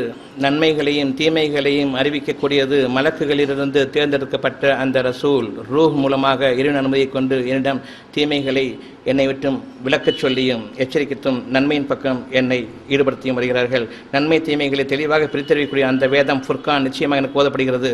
யார் மூலமாக? இதற்குரிய வழக்குகள் யார், இதற்குரிய வானவர் யார்? நிச்சயமாக ஓதப்படுகிறது. அந்த ரசூல் உங்களிடையே இருக்கிறார், உங்களுடைய இதயத்தில் இருக்கிறார். அந்த ரசூல் ஒருவர் தான். நிச்சயமாக ஆன்மா ஒன்று தான். இறைவன் அனுமதி கொண்டு நன்மை தீமைகள் பேசப்படுகின்றன. அங்கு நன்மைகளின் பக்கம் நில்லுங்கள், தீமையை விட்டு விலகுங்கள். இறைவனை தவிர யாரும் பேசவில்லை நன்மைகளை, ஷைத்தானை தவிர யாரும் பேசவில்லை தீமைகளை.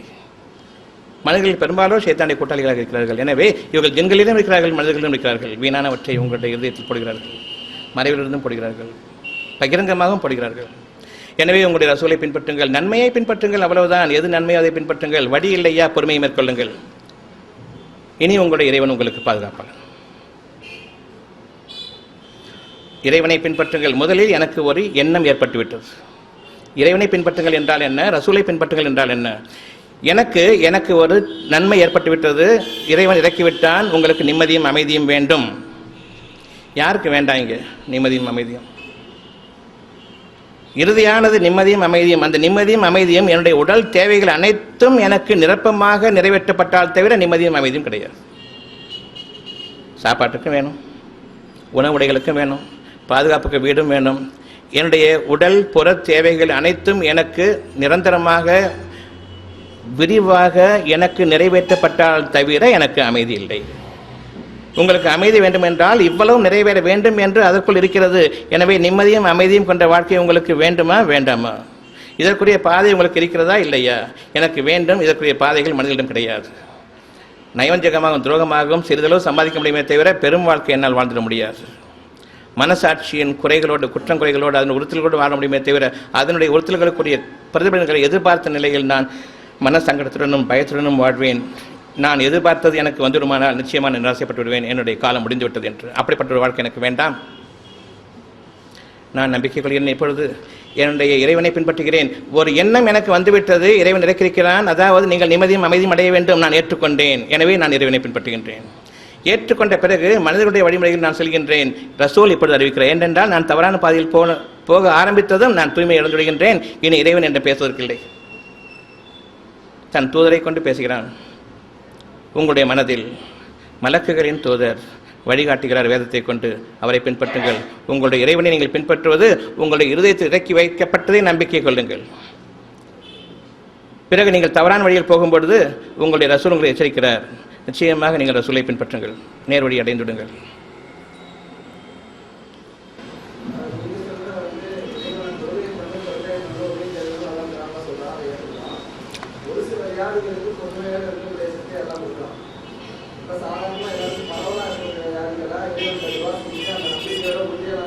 உதாரணமா எந்த வியாதி?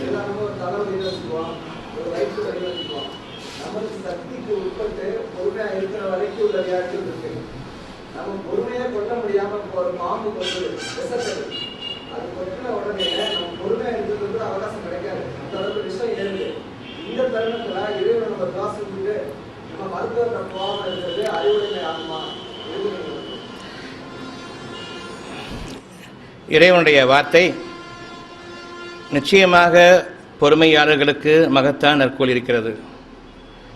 நம்ம சக்திக்கு உட்பட்ட அளவுக்கு நமக்கு எவ்வளோ பொறுமையாக இருக்க முடியுமோ அந்த அளவுக்கு பொறுமையாக இருக்கிறோம். நீங்கள் சொல்கிறது தப்பு. அந்த பொறுமையும் இறைவன் தான் கொடுத்தான். அவனுடைய அனுமதி இல்லாமல், அவனுடைய ஒரு வாக்கு இல்லாமல் உங்களால் பொறுமையாக இருக்க முடியாது. அவனுடைய அனுமதியும் அவனுடைய உதவியும் இல்லாமல் உங்களால் பொறுமையாக இருக்க முடியாது. எனவே உங்களிடம் பொறுமை என்பது கிடையாது. எந்த அளவுக்கு பொறுமை இருக்கிறதோ அதுவும் அவன் கொடுத்தது தான். எனவே இப்பொழுது பொறுமையை கேளுங்கள். பாம்பும் கொத்தாது, சோதனைகளும் கிடையாது, வேதனைகளும் கிடையாது. அந்த வாழ்க்கையை இப்பொழுது நம்புங்கள். கொத்துனதுக்கு அப்புறமா, விஷம் தீர்ந்ததுக்கு அப்புறமா, என்னுடைய விஷத்தின் காரணமாக விஷம் தீர்ந்துச்சு, இன்றைக்கி விஷத்தில் நீங்குங்க. இன்றைக்கி எந்த பாம்பு உங்களை கொத்தலை. இன்னும் நன்மைகளை அதிகமாக்கிக் கொள்ளுங்கள். சொர்க்கலோகத்தில் வாடுங்கள், அங்கு தீமைகள் இல்லை. இப்பொழுது அதை நம்புங்கள். ஷைத்தான் கொண்டு வருகிறான். பாம்பு தீண்டிட்டு என்ன செய்யறது? பாம்பு வேண்டாம், எனக்கு தீண்ட வேண்டாம். பாம்பு தீண்டினாலும் நிச்சயமாக இறைவன் எனக்கு போதுமானவன். இன்று நன்மைகள் இருக்கும்போது தீமையை விரும்ப வேண்டாம். நீங்கள் சொன்னால ஒரு தப்பு, நான் முடிஞ்ச வரைக்கும் பொறுமையாக இருக்கிறேன். உங்கள்கிட்ட பொறுமைங்கிறது கிடையாது. இறைவன் அனுமதித்தால் தவிர அவனுடைய உதவி இல்லாமல் எவரும் பொறுமையை மேற்கொள்ள முடியாது. எனவே நாம் இன்று பொறுமை இறைவனிடம் கேட்போம்.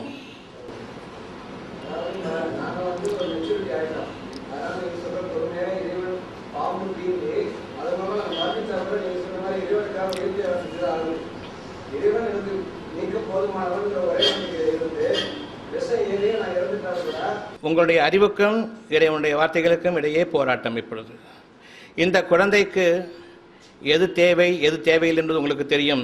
பிரார்த்தனை உங்களுக்கு அவசியம் என்பது புரிகிறது. அந்த பிரார்த்தனையை இன்று மேற்கொள்ளுங்கள்.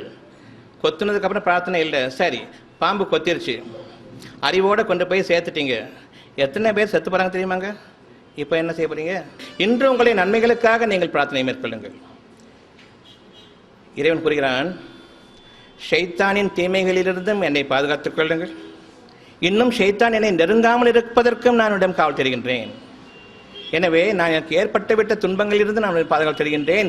இனிமேலும் எனக்கு அவன் காரணமாக துன்பம் ஏற்படுவதிலிருந்து உன்னிடம் நான் பாதுகாப்பு தருகின்றேன். இந்த இரண்டையும் சேர்த்து எனக்கு கேளுங்கள். நன்மைக்கு பதிலாக தீமையை நாம் வளர்த்துக்கொள்ள வேண்டாம். நீங்கள் கேட்குற கேள்வியெல்லாம் சரிதான். ஆனாலும் ஒரு பக்கம் மட்டும் பார்த்து கொண்டிருக்கீங்க.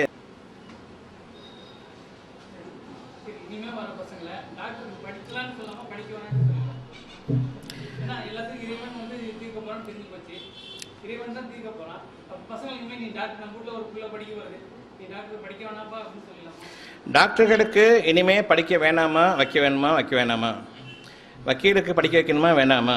இன்ஜினியருக்கு படிக்க வைக்கணுமா வேணாமா? படிப்பே தேவையா இல்லையா? நீங்கள் உங்களை ஒரு குறிப்பிட்ட எல்லையில் வரைத்துக் கொண்டீர்கள். இன்றைக்கி படிக்கிறதா ஒன்றுன்னு சொல்லிட்டு மனசு வச்சுருக்கீங்க.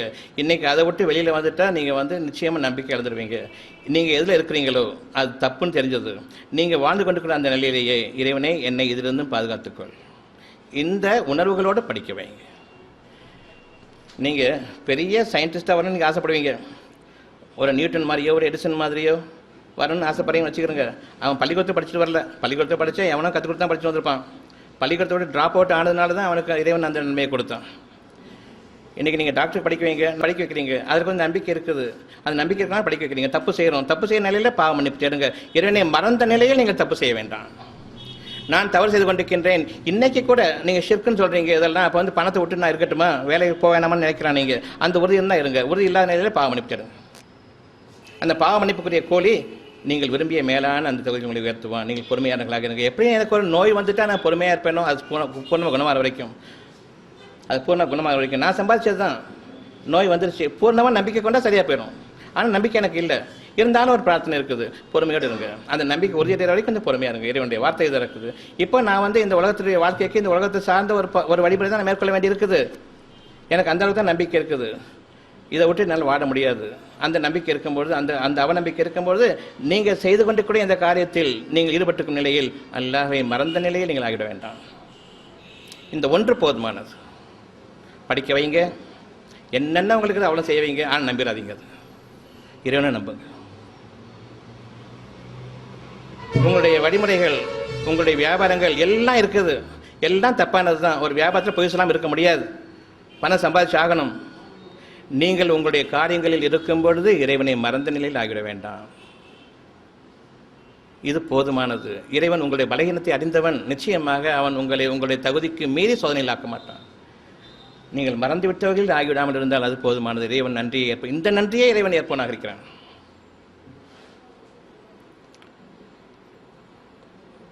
நான் என்னுடைய MBBS இருக்கும்பொழுது பகிரங்கமான விரோதமானது எனக்கு தெரியும். வேறு வழி இல்லை.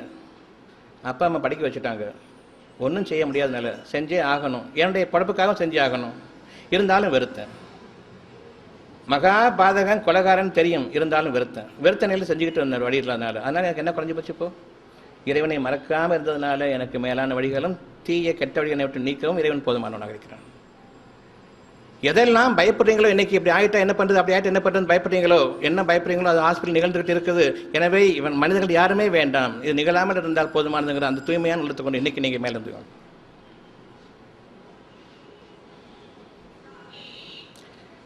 இந்த வகுப்பை இன்று முடித்துக் கொள்வோம்.